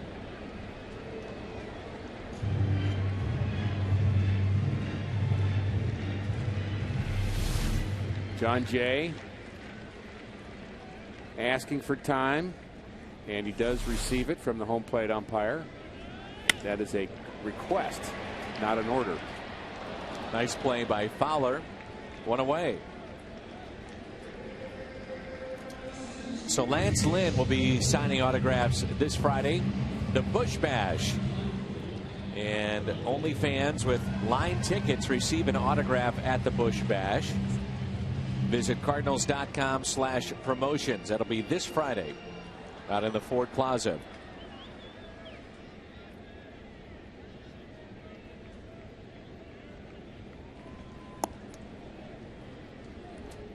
That's taken low. And this is Matt Holliday. Holliday flied out to right with the bases loaded to end the second inning. Also has an RBI double.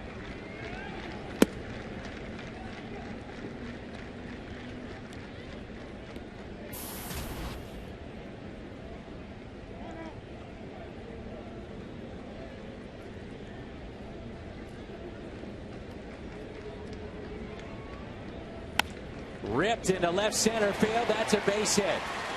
Gonzalez will hurry up and cut it off, and Holiday is thinking too. What a slide, but he's called out. Holiday thinking he got the left hand in, and from up air he looked to be safe. He doesn't argue, and it's a throw and a put out for Gonzalez. The play at second, but is he in there? Paul Schreiber's the second base umpire, and Holiday going to the inside part of the bag. He kind of pulls his right arm back right at the last second. He's safe. Matt Holliday hustles the whole way, makes sure he keeps one hand then the other on the bag, and first of all, he hit the ball hard. Secondly, he hustled. Third, he had a great slide, should have been safe.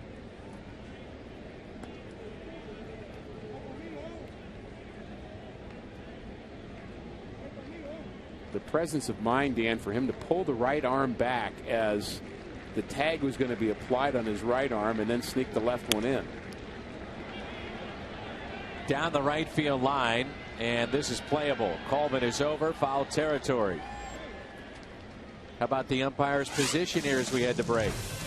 He's in the right position. I just think he made the wrong call.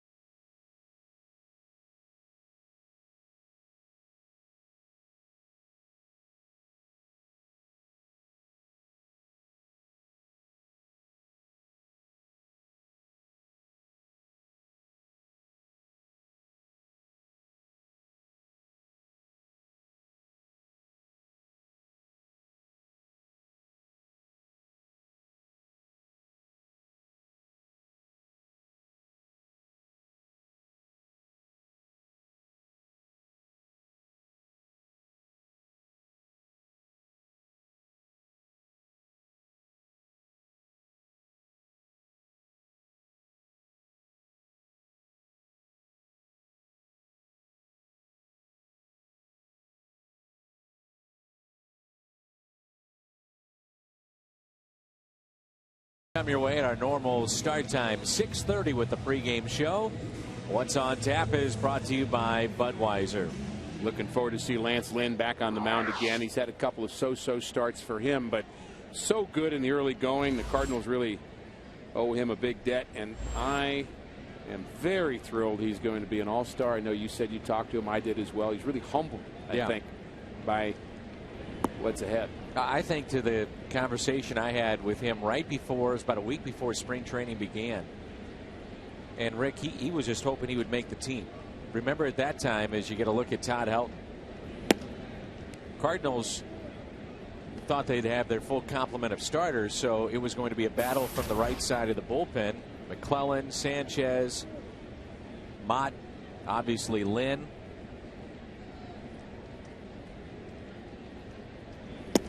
Right down the middle, 2-1. He said, well, I just hope to make the team. At this point, it's going to be a great battle in spring, and he emerges as a starter and now headed to the All-Star game. And you throw Boggs into that mix, and we realized we had all these good arms that were going to be the right side bullpen guy, and boy, we have way more than we need.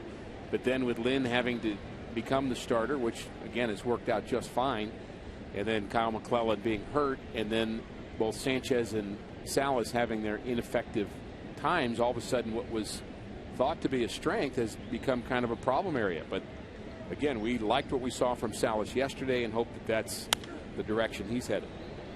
Helton pops it down the left field line. Over to get it, Matt Holliday. One away.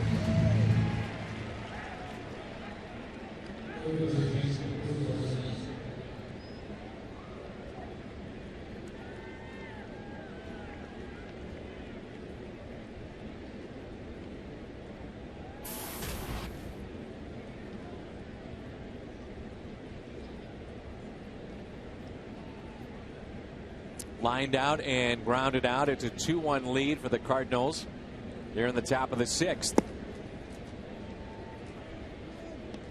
Wainwright's been sharp. Look at the last inning, the triple for Herrera and then the base hit for Guthrie that led to their lone run. Both balls just flared to the opposite field. Herrera hit his okay, but just found a area down the left field line, and it ended up, because of his speed, a triple. In fact, a close play at third on that particular call.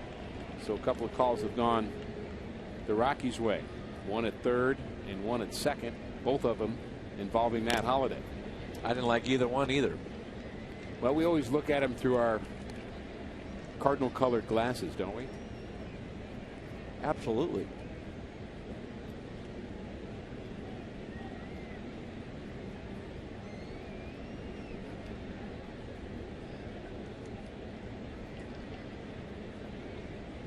Here's a 2-1 pitch. Freeze. Foul ball.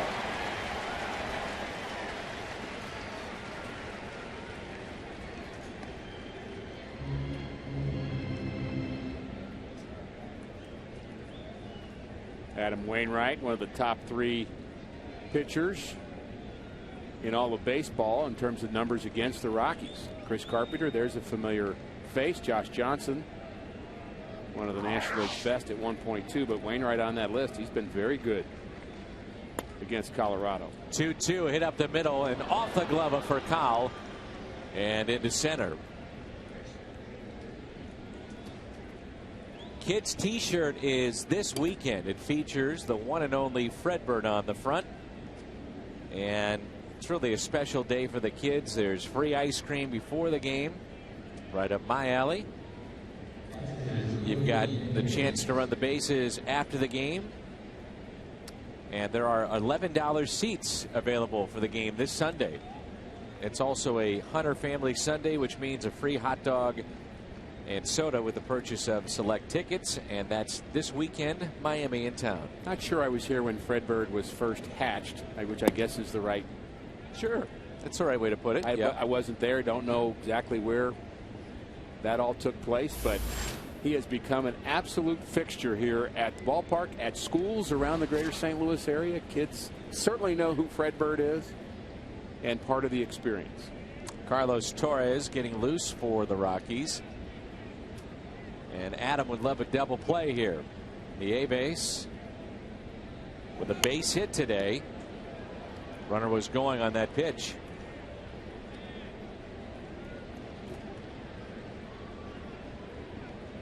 Nelson only has one stolen base, so that really a hit and run opportunity. Nieve's been a bit of a journeyman. The average has been good. Pitchers like throwing to him, and he's kind of the classic backup catcher. He is extremely likable. All the pitchers like to throw to him. He's a good catch and throw guy, and this year's swinging the bat well, but he's still your classic backup catcher. And you better be likable if you have that role. Not running this pitch. Cutter is hit out of play.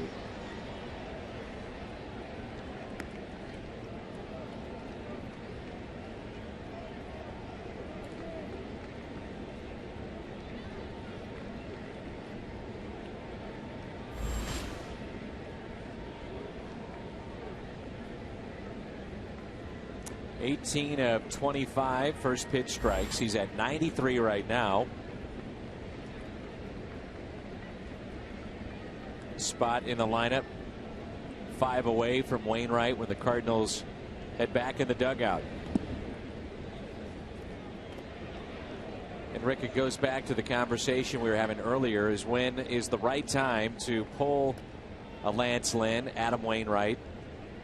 Wainwright coming off that surgery. How many innings do you want to see him get, you know, before August, looking at mid-August when you're heading down the stretch and you want to see him still strong? I think the question to me that's overriding the number is, how is he throwing?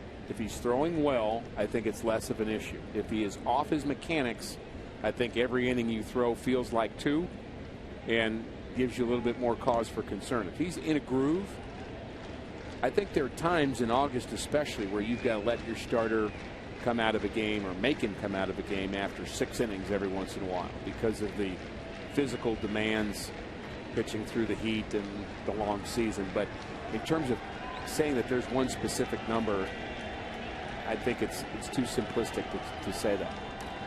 2-2 pitch, runner not going, and it's fouled back.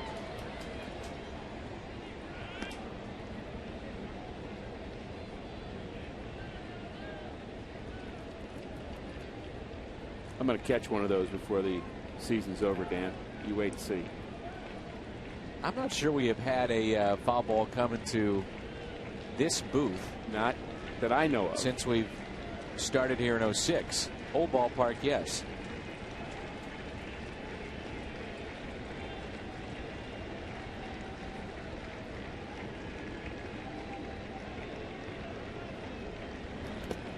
Nice block again by Yachty.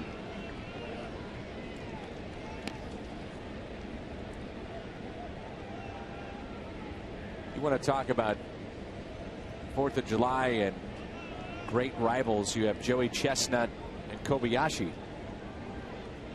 Hot dog eating contest. Kobayashi with 68.5 that he downed today. In his contest, he's not part of the, I mean, he's like the WWF and you got the WWE and Joey Chestnut's on the other one. That's a walk. We had that going on at the ballpark here before the game. Runners at first and second, and it's the top of the 6th. Happy 4th of July. We come your way from Busch Stadium in St. Louis. Dan McLaughlin, Rick Horton, and Pat Paris with you, along with Jim Hayes and Al Raboski. Holiday, the RBI double, and Guthrie. 5 innings pitched, 6 hits. And here is Jonathan Herrera.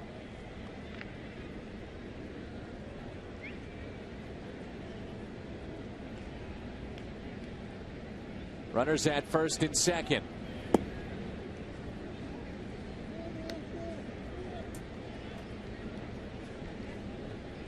Michael Kadire is in the on-deck circle to bat for Guthrie. No pitch limit on Guthrie today, but he's at that magical number of 75. Doesn't get that call as Wainwright stares back into the home plate umpire. A little shocked that he didn't get the strike call. Remember, Herrera had the triple back in the 5th. things are going right, you get that call.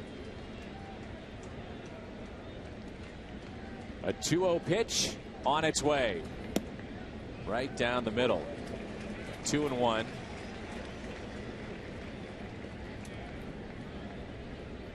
Colorado with their bench tonight. Dyers, Rick told you, is on deck. Also think about Jason Giambi. Right-hander getting loose in the pen for St. Louis. The 2-1. Again, it's a strike, 2-2. Jordan Pacheco, we've seen in this series. He's a third baseman, also catches some. He's also on the bench, hits from the right side. And Willeen Rosario, the catcher. Both guys having very, very good seasons for Colorado.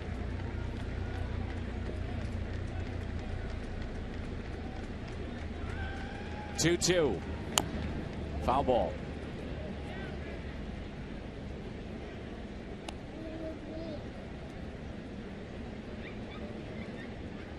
Browning getting loose. Marte as well.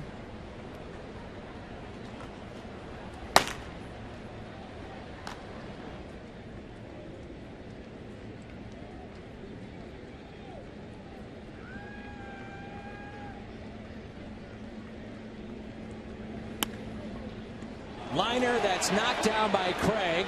Could be a double play. The out at second, throw to third. Yes, he got him. It's a double play. He couldn't hold on, but that was the best thing that maybe could have happened. It's a double play.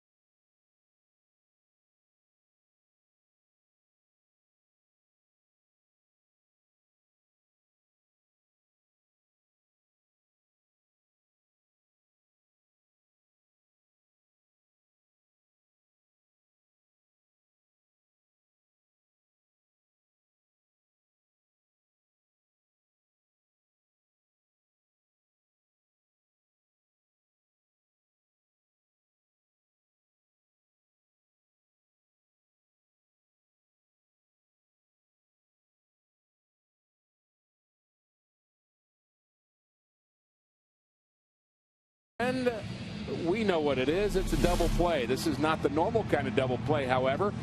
Line drive is knocked down by Alan Craig. Both runners scampering back. He gets the force out at second base. Then it becomes a tag play at third.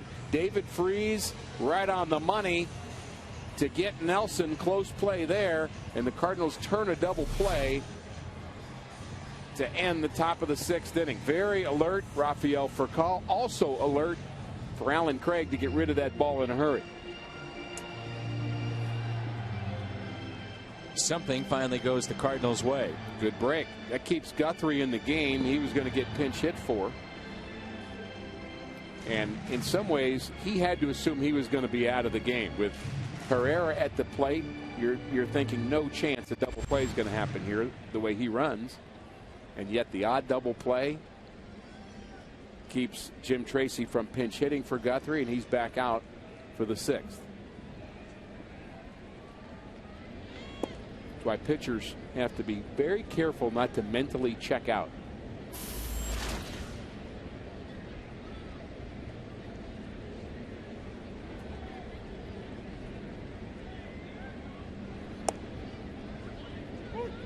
Strike at the knees to Craig. 1 ball, 1 strike.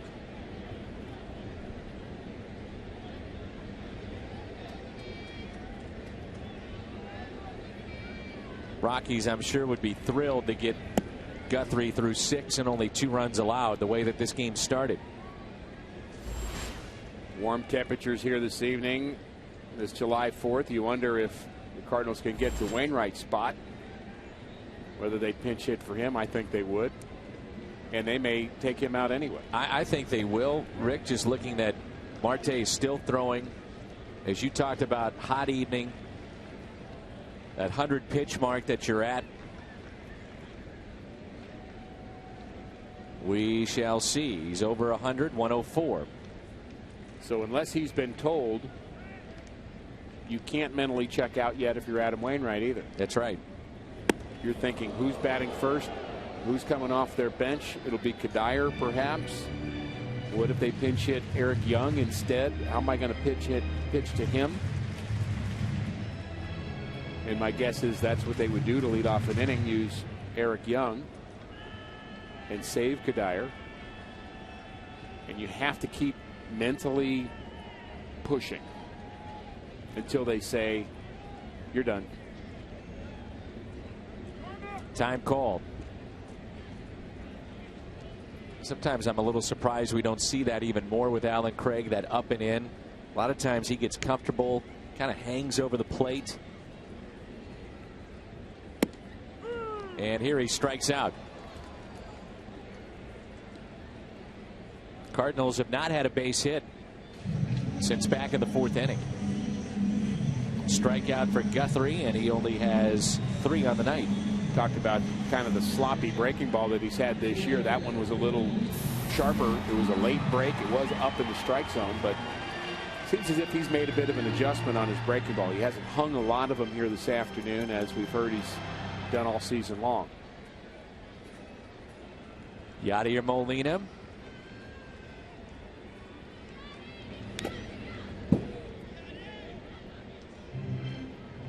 Seeing the offense catch up with the defense with the Yadier Molina, and everything has fallen into place this year. Model of consistency at the plate, behind the plate.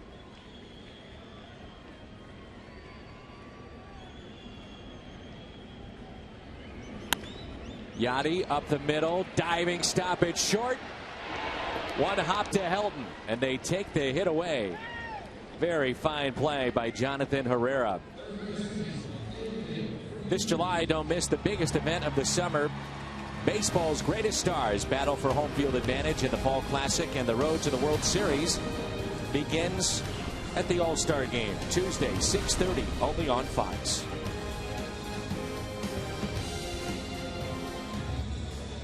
Cardinal fans have a chance to send David Freese there.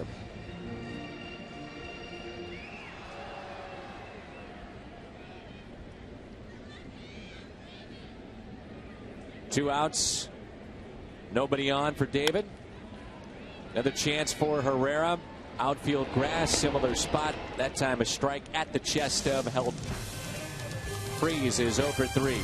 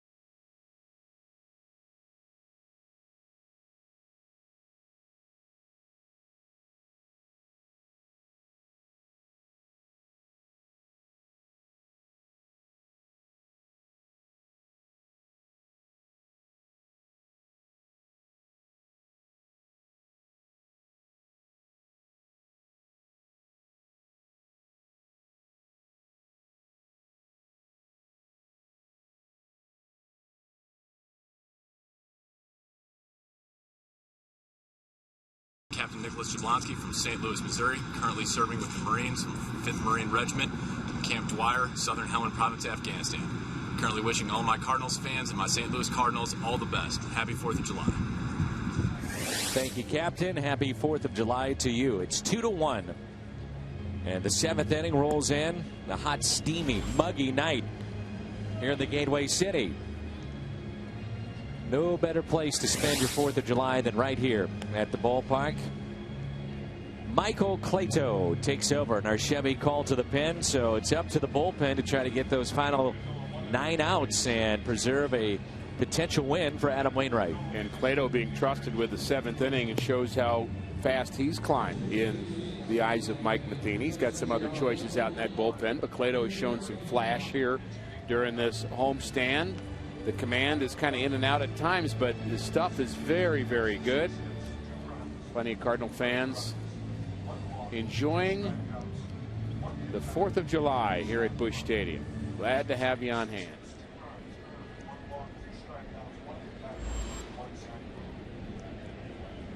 Eric Young Jr. will be the hitter. Wainwright, 6 innings, 1 run, 8 hits, walked 1, the 7 strikeouts, 104 pitches on the night. Eric Young has been getting starts in the outfield. He was drafted initially as an infielder, and just like his daddy, he can flat out run. And that's why you pinch hit him to lead off an inning instead of Kadire. Kadire more of an RBI guy, so you save him with some damage possibilities. And we'll see Kadire before the night is through, that's for sure. And it finally does feel like a night here. I'm feeling like a day game. Cooled off a little bit. Cooled off, and even with the sky here still very, very bright.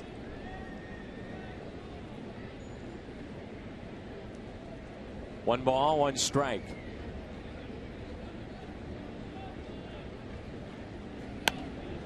Pulled foul out in front.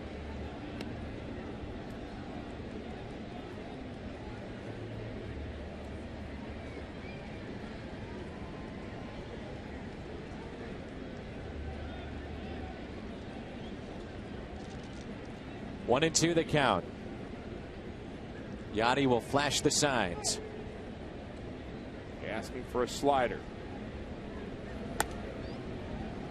Popped up and out of play. And Rick, that's been the pitch that they've really been working on with Clato. They know he has a tremendous fastball. There's no questioning the fastball, but the off-speed pitch is something to offset that fastball. Yeah, and I think not only the secondary pitch is important, but I think the pitch that you throw when the count's 1 and 2 when you're Michael Clato really matters. And I think Yadier Molina knows, you don't go too far outside the strike zone here. You try to get something, put him away right now. You just don't want to get deep into a count. Finish him off. Puts him away with the strikeout. Let's turn to our trivia question with 1 out here in the top of the 7th. Brought to you by AT&T. What is the Cardinals team record for career home runs all time on the 4th of July? Stan the Man, Jimmy Edmonds with 4.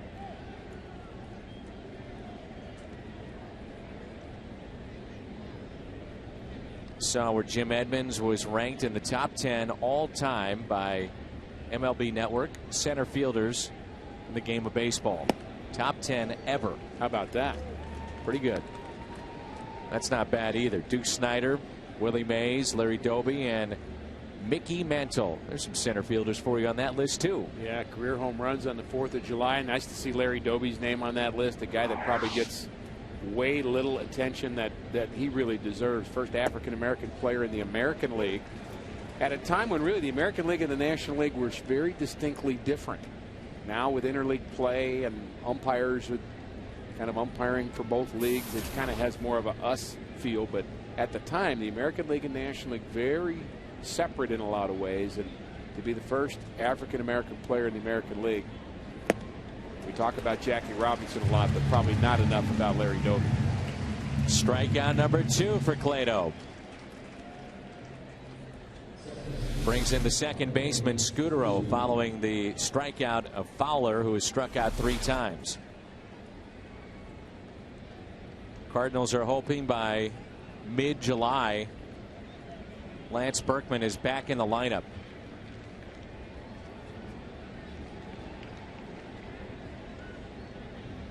Be fun to see this team go on a tear, that healthy everyday lineup, and then address whatever needs they feel they have to with their pitching. We had video of him running yesterday that we showed on our telecast, and he was running free and easy and looked good, looked healthy. And so I was very encouraged watching Lance Berkman run. You know, the hitting, I'm not worried about it. He's just born to hit. And he's going to get his timing fairly quickly, and that's just not a problem as far as I'm concerned. And there's what we saw yesterday. That's not a guy that looks like he's having much problem. He was telling me it's more about the starting, the stopping, and ironically enough, he's playing first base where he gets hurt. And I think the perception was that before last season we thought, well, how's he going to play the outfield with bad knees? And really, the outfield was easier on his knees than the infield. And he actually predicted that. He actually said, I think I'm going to have deal with more issues as a first baseman. No, I'm not running as far, but it's the stops and the starts and the constant stops and starts at first base that make that a little more difficult for me. Taking ground balls today, and again, looking very comfortable. Great to see. 2 balls, 2 strikes. So the bad news of Chris Carpenter has certainly been a difficult thing for Cardinal Nation to handle, but the good news of Lance Berkman's imminent return maybe makes us all feel a little bit better. Yep. Trying to find at bats for everybody. That's a good problem to have too. You bet. The 3-2 pitch. You know, the last thing that Clado wants to do is walk Scudero and allow Gonzalez to do some damage.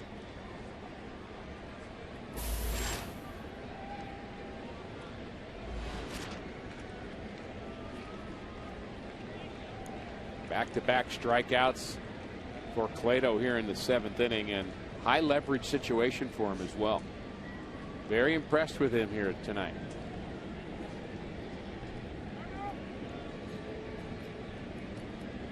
How about the game within the game here, Ricky? They know that his best pitch is a fastball. You're 3-2. He does not want to see Gonzalez. Does he have enough confidence, though, in an off-speed pitch? We shall see. What does Yachty suggest? Fastball away. Good suggestion. 3-2 is driven out to center field. Jay spun around. He's back. Oh, he makes a sensational catch. John Jay, what a play in center. Was spun around. He was playing shallow and tracks it down on the track here at Busch Stadium. Time to stretch on the 4th of July.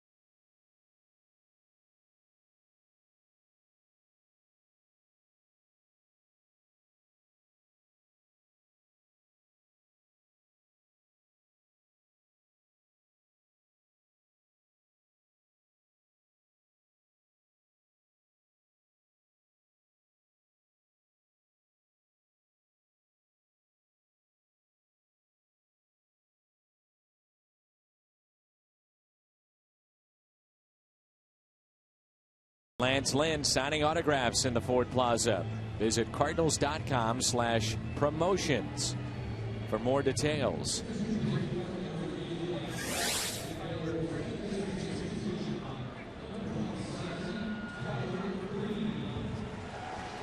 Got Tyler Green here, pinch hitting for Schumacher. Pitcher spot is on deck. And then you'll see Rafael Furcal. Chevy called to the pen. Matt Reynolds into the game, a lefty for the Rockies. 20th round selection back in 2007 out of Austin Peay.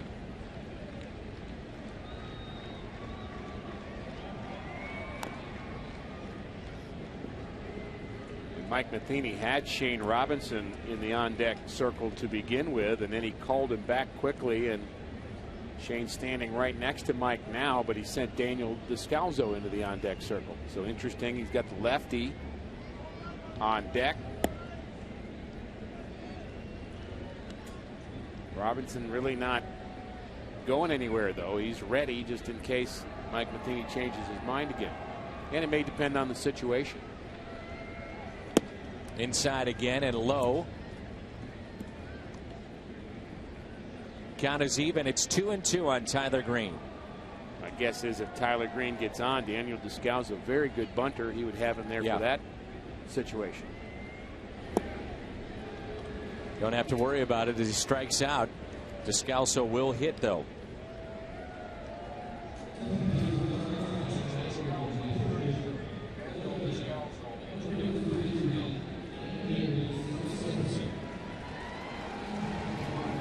Set it up too. With Descalzo hitting here, he stays in the game, can play second base, and then you move your next pitcher into the 8th spot in the lineup. Absolutely. Breaking ball, pretty good one there for a strike.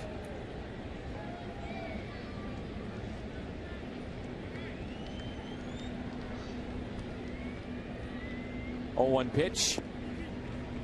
Fool on that pitch. 0-2. Dan, you bring up a very good point there about the responsibility of a manager and his bench coach to help him out as he thinks along with him. When you have multiple pinch hitters in an inning or multiple changes going on, you've got to make sure the double switch matches what you're able to do defensively without wasting an extra player. Descalzo is aboard. Helton couldn't get to it. And the second baseman, Scudero, boxed it. I wouldn't think they'd give him a base hit, but you never know. It is an error. It's an error, but it'd have been a tough throw. But because he boxed it the way he did, 9th error of the year for Scudero.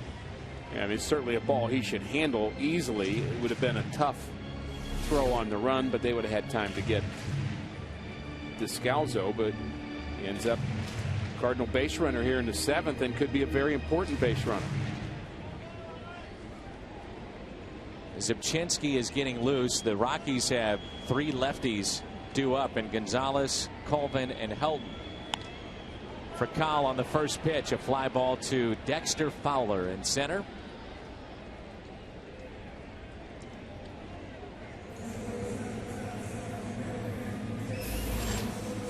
There's Zipchinski. You think Mike is tempted at all to ride the hot hand of his new lefty? I think tempted a bit, but Browning did pitch an inning yesterday, and then 2 days before that he went 2 innings, and I wouldn't think he'd be excluded from pitching tonight, but I think you have to have some balance. And, you know, tempted, yes, but I think his brain's telling him I have to have Zipchinski out there getting some important innings. He's still our late inning left-hander, and I've got to show him I believe in it. I remember after games, usually the following day, not initially right after a game, and you talked to Tony La Russa about game management and specific moves, and he said, look, I understand that some moves don't make sense, especially early in the season. It's always going to be debatable, but he said early, especially first half of the year, I would make moves knowing that that move could be a confidence boost right in August. And this is a great example of what he would be talking about. Zipchinski needs things to build on. If he has a good inning here, who knows? Maybe he takes off.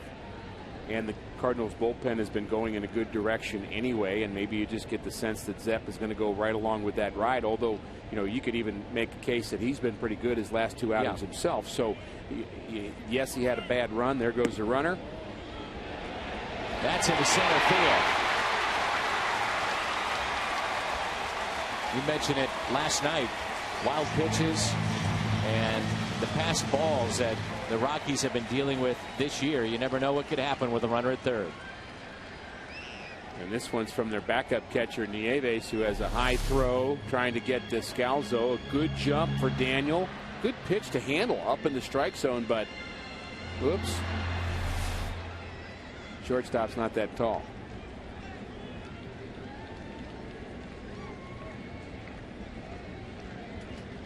The 2-1 pitch to Jay. Out to right field. It's pretty well hit.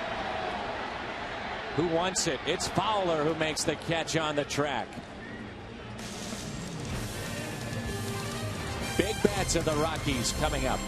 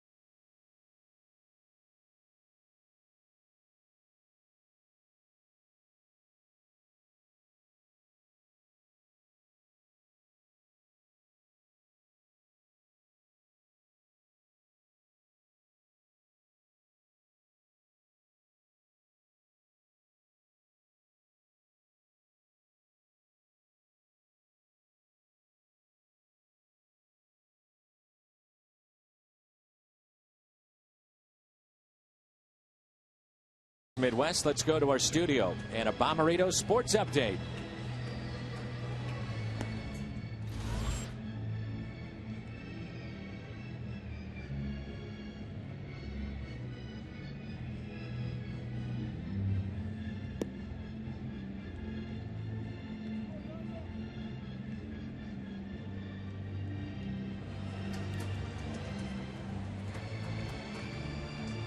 And Pat, the Phillies started play today, 12 games out. Shocking there in the East. Now for the Cardinals, looking at some of the numbers from last year compared to this year. The home runs are up. ERA is a little bit higher. You see the ground balls that they've hit into, the double plays, but what stands out for you? Well, what stands out is the numbers are better, but the record really isn't. And I think that's going to be something that's going to have to get squared away in the second half, and I think that has to again do with some of the pitching numbers. They actually have more stolen bases as well, so they're running more, hitting into less double plays, hitting more home runs, a lot of positive numbers, and just hope that translates into a long winning streak somewhere in the second half. Sapchinski comes in. The lefty will get Gonzalez, Colvin, and Helton. Numbers on Mark Sapchinski. Gonzalez with 2 base hits tonight. Slider in there for a strike. Sometimes when you make your batting order, you do it because you have the right guy who's an RBI guy, a power guy, your best hitter in the third spot. And in this case, they all happen to be left-handed, which sets up well for the Cardinals bullpen. They can bring in one lefty to face 3 guys in a row. And I was a little surprised to see that Colvin is batting cleanup sandwiched between the 2 lefties, because he's a guy that does allow them to have a little flexibility. I just don't think you can hit Todd Helton cleanup right now. No. You could maybe separate Helton and somebody else below him, maybe Chris Nelson. put a right-hander in the middle, but that's not enough to really scare anybody into taking your left-hander out. Right. That's why you need a big right-handed bopper like Kadire in the lineup. That's why he's important to this Rockies club. The 2-1 pitch to Carlos Gonzalez. Dan, you mentioned the Phillies back in their losing ways. They have been dealing with a 6-game losing streak. The Astros, a 6-game losing streak as well, and they lost again today to the Pirates. So now 7 in a row for the Astros. Milwaukee, really the hottest team in the National League. They'd won 4 straight before losing today to Miami. But the Reds are trailing today, so that's good news. But it's early. And apparently a deal has gone down for Carlos Lee. The Marlins pick up Carlos Lee for Matt Dominguez and Rob Rasmussen. Pair of prospects. Dominguez, a third baseman. Rasmussen, left-handed pitcher. Zipchinski gets a big strikeout.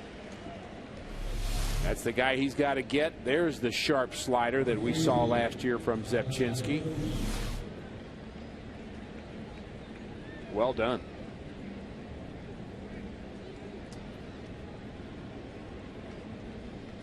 Many eyes looking towards the Phillies and Shane Victorino, Cole Hamels, free agents to be and what they might do at the trade deadline. That team is not getting any younger. You know, do they try to retool and reload for one more run with Halladay and Lee and Howard, Utley, or do they say this is it and they blow it up? It's a tough question for the Phillies. Charlie Manuel, as the leader, has done such a nice job with them. But that is clearly a team at the crossroads. What's interesting about the Carlos Lee deal is that this is not a salary dump. Apparently the Astros picked up most of Lee's remaining contract, and what they wanted was some good players in return, and apparently these are 2 highly thought of prospects for the Marlins.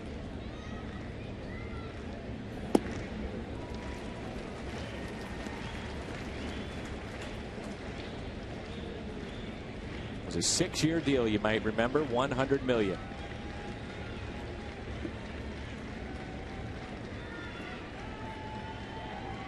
And the Astros may just be getting going. They've got Brandon Lyons, Brett Myers, Wandy Rodriguez, maybe even Jay Happ, Bud Norris.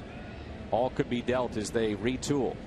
Sounds as if the Marlins don't believe Gabby Sanchez is going to turn it around. Yeah. Good pitch in on the hands. Stars align for the Major League Baseball All-Star Game, the best of the American and National Leagues. Top players, don't miss the action.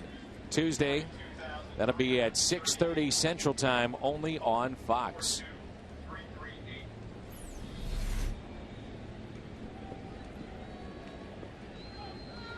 Remember, Carlos Lee had a choice to go to Los Angeles, and he had a limited no trade. He rejected that deal because his family, he said, was not on board with the deal, but willing to go to Miami, not Los Angeles.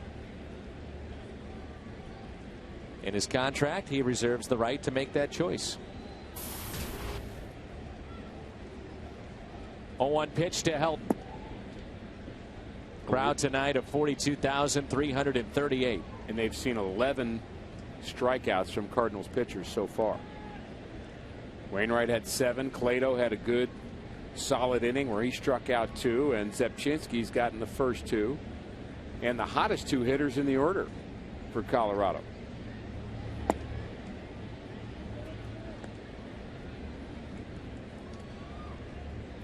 What a boost to the confidence of Mark Zepchinski if he can have a 1-2-3 inning here.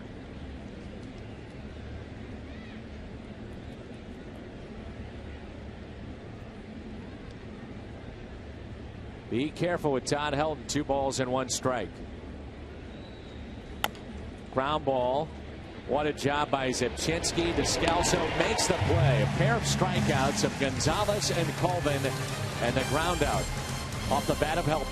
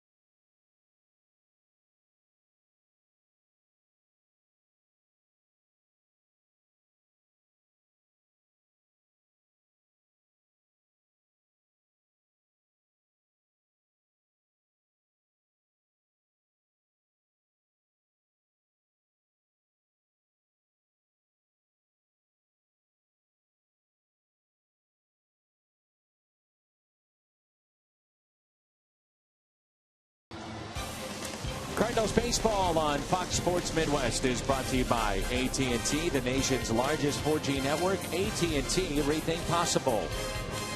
And by Ford, the official vehicles of your world champion St. Louis Cardinals. Mark Zepchinski, Rick Horton, is our Schnucks difference maker. He showed a very short and quick slider, striking out one of the best players in the league in Gonzalez. Then he went in on Colvin, who's been red hot, and a little lousy ground ball to the second baseman. How easy is this game for Mark Zepchinski here tonight? He is our Schnucks difference maker. Mike Matheny looking at that lineup card that'll feature Nelson, Nieves, and Herrera. 6, 7, and 8 for the Rockies in the top of the ninth, but unfinished business here in the bottom half of the eighth. Adam Ottavino, second time we've seen him in this series. Remember the first time he walked off the mound and was looking at his fingertips. We were guessing that he was dealing with a blister of some sort. But he went right back out and was able to pitch a nice inning, and he looked pretty sharp here the other night. Inning in the third. He's throwing mid-90s the other night. That pitch at 93. And you mentioned Nelson, Nieves, and Herrera. I'll bet you right now that's not who Jason Mott faces in the top of the ninth. Still on that bench, Kadire, Jason Giambi, Jordan Pacheco, Willeen Rosario. You may see all four of those guys.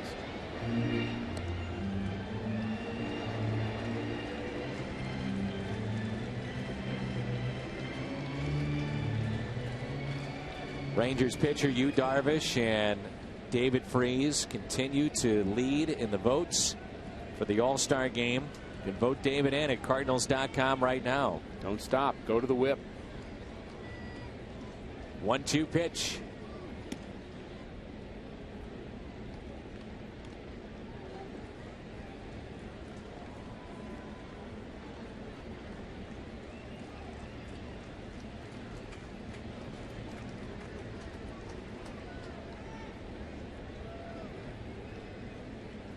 Two pitch to Holiday. Count runs full. Matt got things going back in the first inning. RBI double down the third base line. Popped out with the bases loaded. Tried to stretch a single into a double in the fifth and was thrown out. Kind of. Yeah, I thought he was safe too.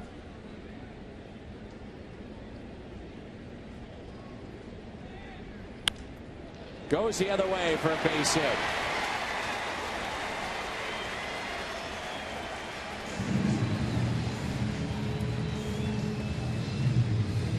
This copyrighted telecast is presented by the authority of the St. Louis Cardinals and may not be reproduced or retransmitted in any form, and the accounts and descriptions of this game may not be disseminated without the express written consent of the St. Louis Cardinals.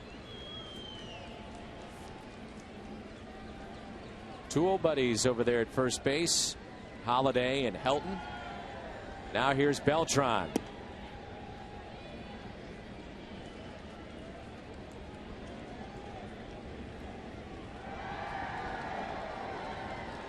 Holiday 8th in the National League in batting going into play tonight. He's 3 for 4, continues to climb up that ladder.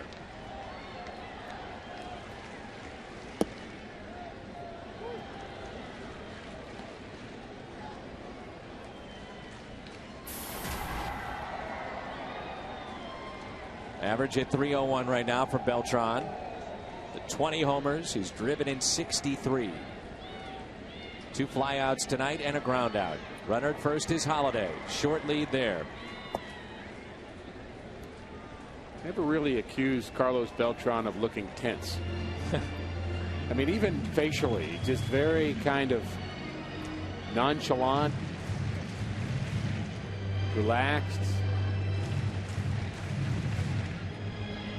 Unfortunately, I think at times that gets misinterpreted as no question not caring, and that's not the case. As we have all learned, as Carlos has joined the Cardinals, and we're around him every day, we see it. It's funny, we tell little league kids, our little 8-year-olds, now just relax, don't get nervous, just relax. Then you get to the big leagues, we want you to tense up and look like you're trying. I'm not sure what we want. The 2-1 pitch to Beltran. Here it comes. You have to play this game relaxed. Game of failure, you've heard it a million times, and frustration. Best in the world only do it 3 out of 10 times. Pick up a base hit. It's really what's going on between your ears that matters. That's where the focus really comes from. Not tensing up your body, tensing up your face, gritting your teeth. All that's counterproductive. And they come out to visit with 3 balls and 1 strike. That drive you crazy as a pitcher to come out in the middle of an at bat like this when you're 1 pitch away from a ball? You're dealing with an all-star and you've just allowed a base hit. I mean, if you're Adam Ottavino, you're saying, I want the ball, I want to go after him, I'm trying. Well, in fairness, from a pitcher's point of view, you never really wanted to see anybody, period. I mean, there's never really a time where whatever is happening, you know it's not good. They're not coming out and saying hello or talking about dinner or telling you you're doing a good job, because if any of that's happening, they can wait till later and tell you that. So you never really want to see them. And you're always kind of doing your best to half listen to them and kind of overcome your own angst that you're feeling. But I agree with you that when you are in the middle of a count, or if it's the bases loaded, or I mean, there's certain times where it's worse because you know the situation. You don't need to be reminded of it. And that's the point. Here's a 3-1 pitch. Runner goes. Swung on and missed. Throw to second. Stolen base for Holiday. Again, it's into center field, but he'll stop there.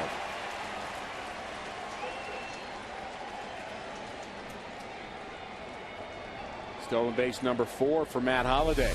Hit and run. Slides into the bag. Glad he didn't jam his wrist doing that. Looked like he hit kind of hard the base. He was able to kind of release at the last second. And again, another conversation. Now it's 3-2. We'll talk some more.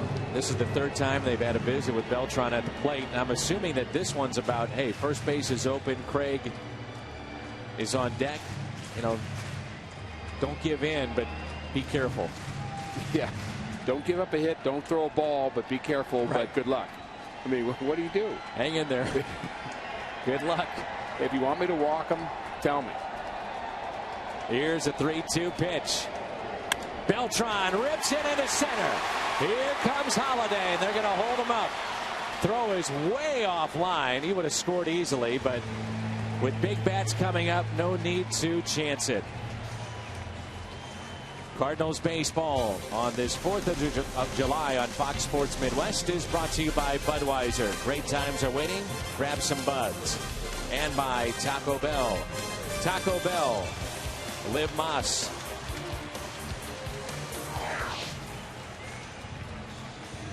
Here's Alan Craig. Right-hander's been getting loose in the pen for the Rockies. Cardinals would love some insurance here. Runners at the corners and a 2-1 lead.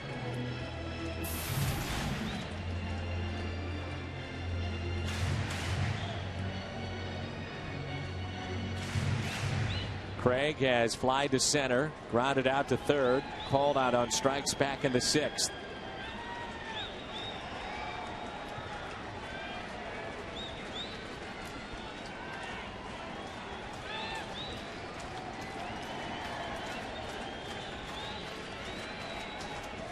Infield is drawn in.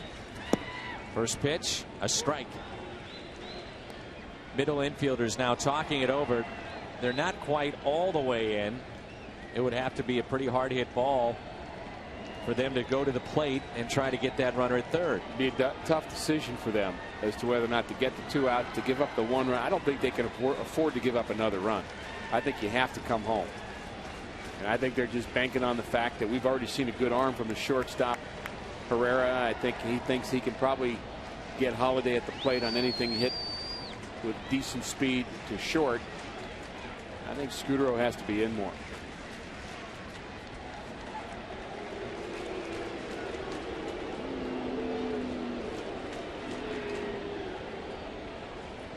I know you're facing some dangerous players in Craig and Molina and Freese, but you just have to just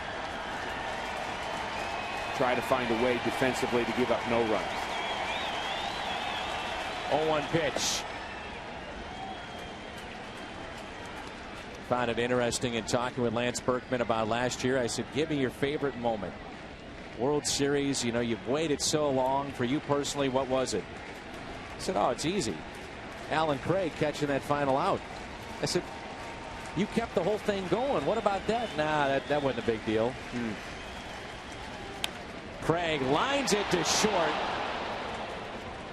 And now what does Jim Tracy do with the potential of a double play off the bat of Yadier Molina with his middle infielders? Got 2 choices here. You can hope that maybe Molina will hit into that double play. I think he's going to walk Molina, though, would be my guess. David Freese, also very potent player on deck, who's also a guy that's hit into a number of double plays. But the thing with Freese is you're more apt to be able to strike him out. Yadi just does not strike out. And so you have a couple of options here. Hope for the double play. Looks like that's what they're going to do. Molina over 390 with runners in scoring position.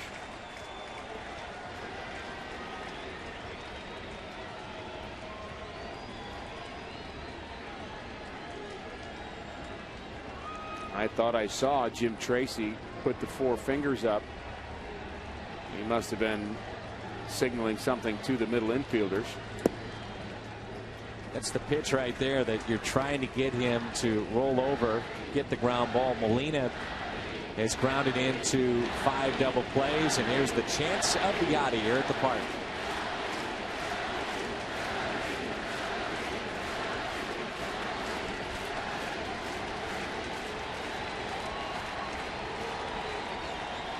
Pitch on its way.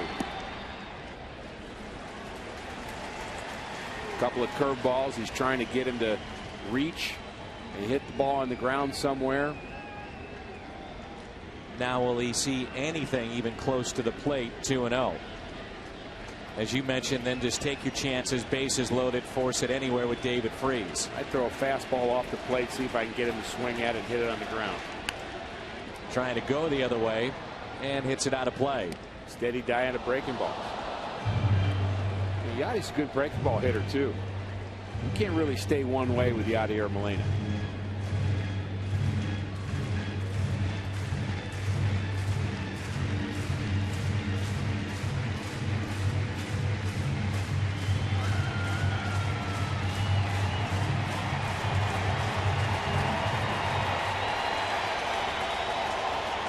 The count is 2 balls, 1 strike on Yadier Molina.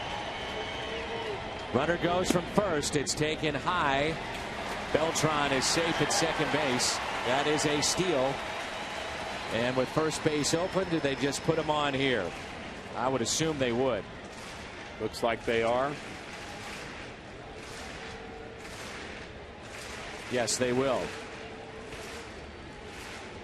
You can vote him in for the All-Star game, and here comes last year's postseason hero, David Freese.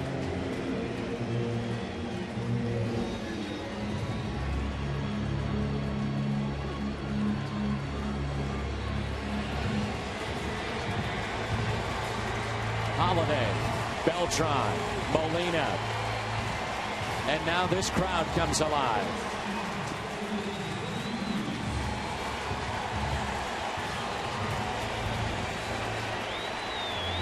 Freese is 0 for 3 tonight. Some of the folks on their feet.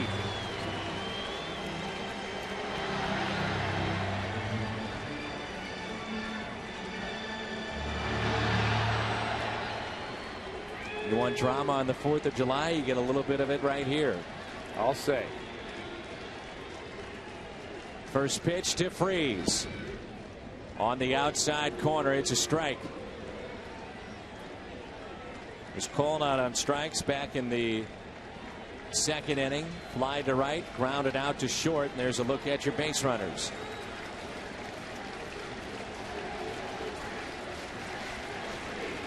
The 0-1 pitch to David. 0-2. They shade Freese just a bit to the opposite field. Huge gap in left center.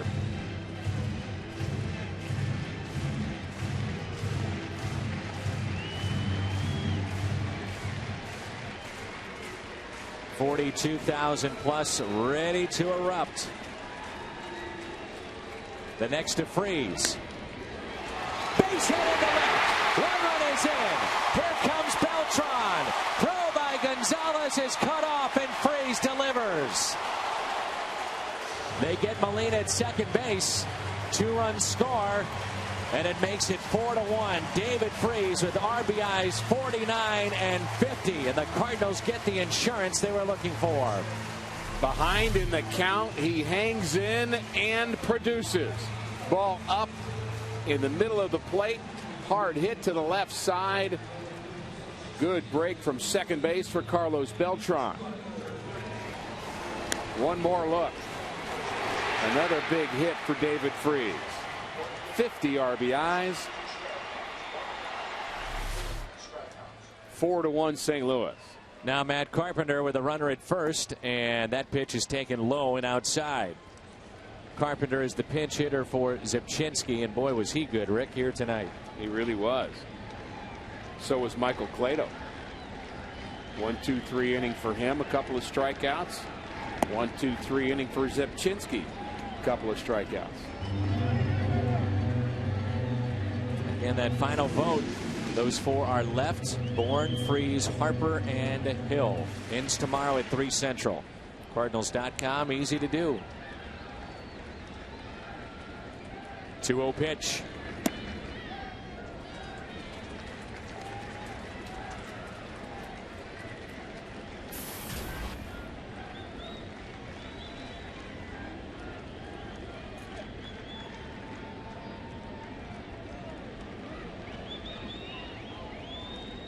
Three and 0. 3-1. Descalso on deck.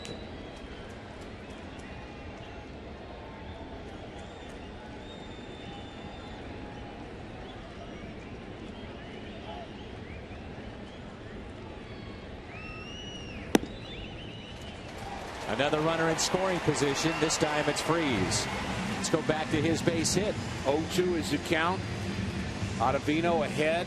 They're trying to keep Carlos Beltran close at second base, so the shortstop is keeping him close, staying right behind him. And where's the ball hit on that 0-2 pitch?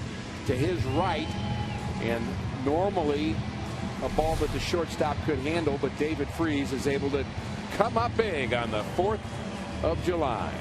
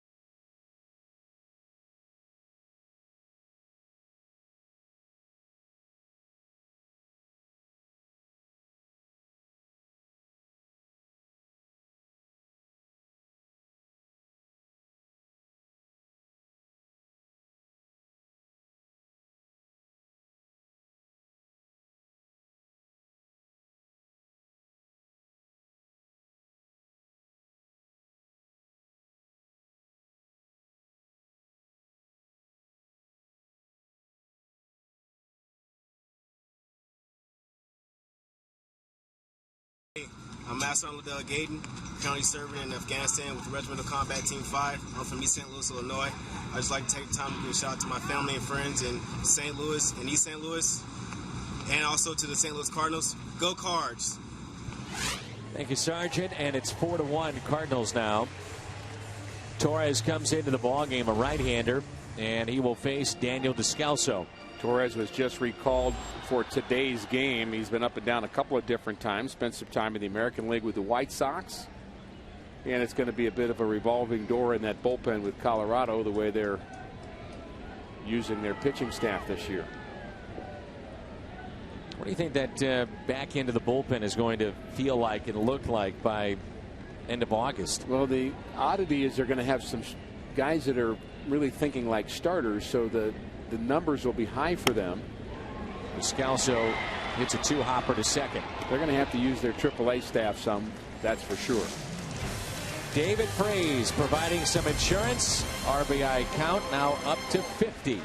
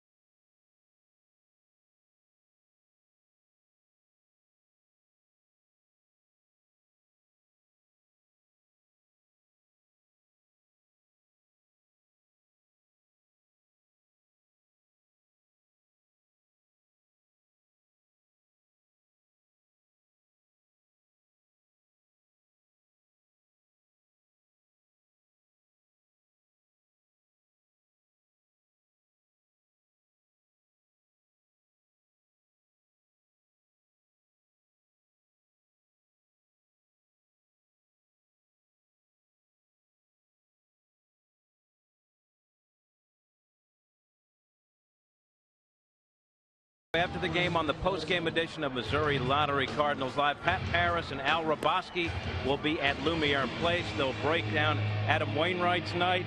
They'll take tweets and award prizes for the best tweet as to why David Freese should be an all-star. David Freese providing some insurance tonight. And we head back to the booth, and Dan and Rick, guys. All right, Jim, thank you. Happy 4th of July to you and to all our viewers. This afternoon, turning into a beautiful evening here in St. Louis. Jason Mott comes in, 17 of 21 in save opportunities. And he's been given a little cushion now, thanks to David Freese. It's 4-1. Breathing room, no question. The one-run lead is always precarious, especially when they've got some pop on their bench. Now, the Rockies are going to have to play it that we've got to get a couple of guys on before we bring in Giambi.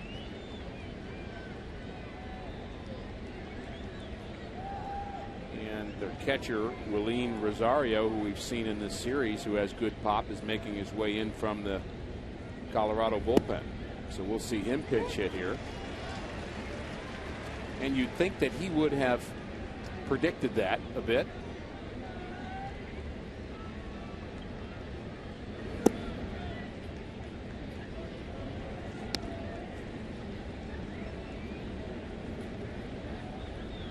One ball, one strike on Chris Nelson. 1 for 3 on the night with a base hit that was a single. First time up. 95 on the gun from Mott. 2 strikes, 1 and 2.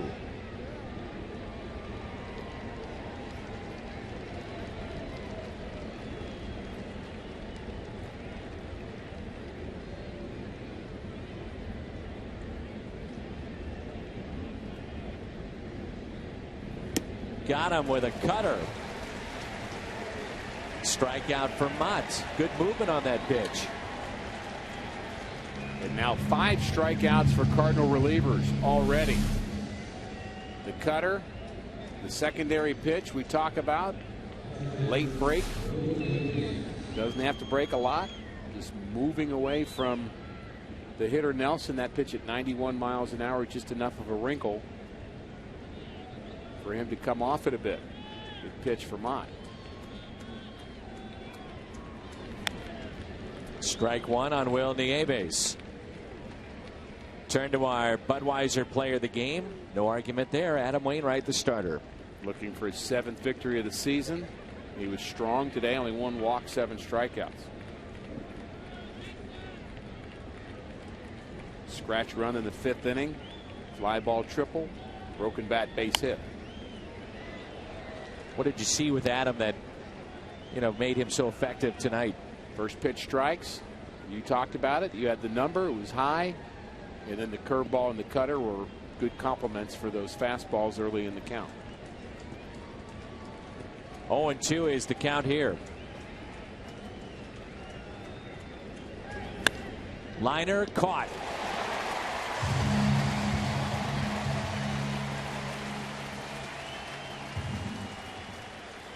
Late push for David Freese to update what he's done tonight. He's now up to 50 RBIs. Michael Bourne goes 3 for 4. Harper 2 for 4. Pair of runs scored. Aaron Hill. And he's just getting things going. 1 for 1 with a run scored. Freese right now leading those 4, or rather those 3. And he's the top man of the 4 that are left. This is the last night for the All-Star voting. Ends tomorrow at 3. Here's Pacheco. 2 outs, nobody on. Strike one.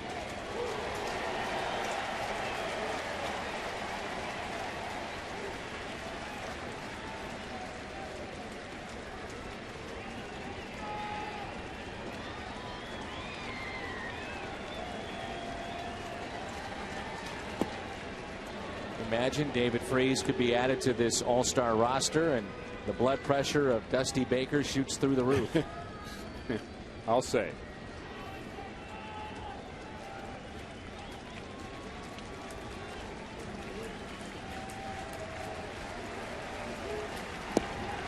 And that not for the first time. Good point. 1-2 the count with 2 down. Nobody on, and a 4-1 Cardinals lead here in the top of the 9th.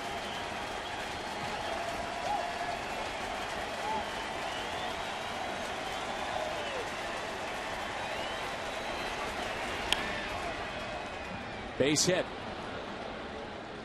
Previous hitter was 0-2, hit a rocket to short. There's 1-2 and a base hit. Yeah, I noticed the same thing, and almost as if Jason Mott tries to throw it just a little bit harder, gets a little bit more amped up. Maybe the ball straightens out a bit, and you just have to kind of stay within yourself. And hard to do that when you are amped up as the closer, crowd's on their feet. You want to try to throw the ball as hard as you can. And credit Pacheco, who's having a nice season offensively, for fighting that off. Now you got to deal with Kadire. Final hope for the Rockies, Michael Kadire to hold the runner at first. Big gap in left center. Pitch that misses outside. 9th overall pick back in 1997, and spending his first season outside of Minnesota for the first time in 14 years. He was in that organization.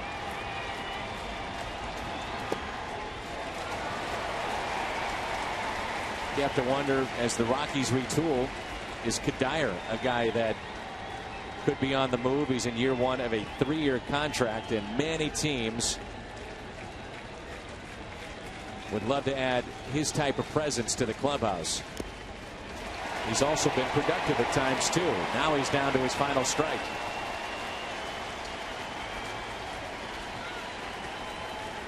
Cardinal fans want to win. They want fireworks. They want to celebrate. They are poised to do so. Here's a 1-2. Is that what you're talking about there, Ricky, where you get that final strike potentially and overthrow it? Yep. You'd almost see the extra effort from Mott. Can't really fault him for that, but you'd like to find it maybe just a hair back.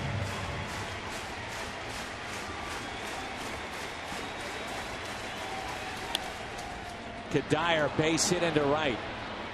Interesting move now for Jim Tracy. You've got the potential tying run coming to the plate. Very nice piece of hitting there by Kadire. Do you pull back Dexter Fowler and roll the dice with a guy that could tie it up with one swing of the bat?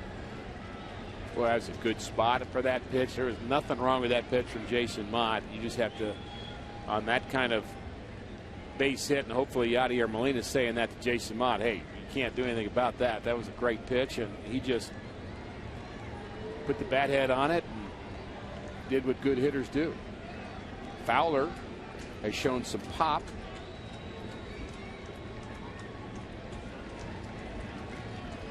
And has 10 home runs out of that leadoff spot, and so Jim Tracy choosing to go with him instead of Jason Giambi.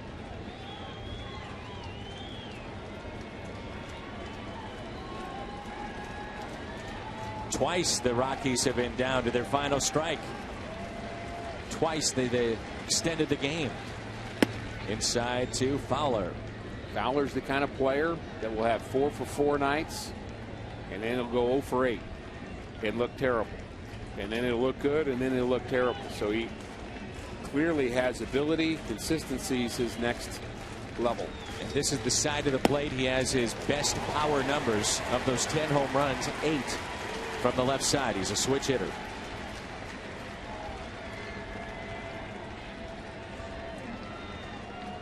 Scudero is on deck if we extend this ball game.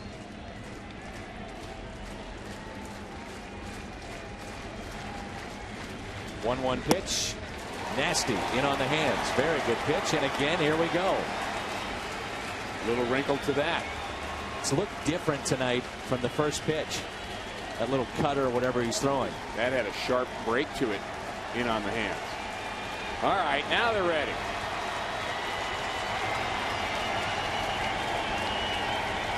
The 1-2 pitch. Got him.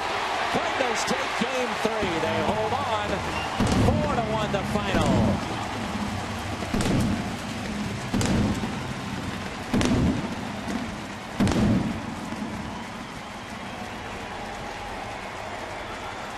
Let the fireworks begin. The Cardinals even their homestand record at 3-3. Adam Wainwright the winner.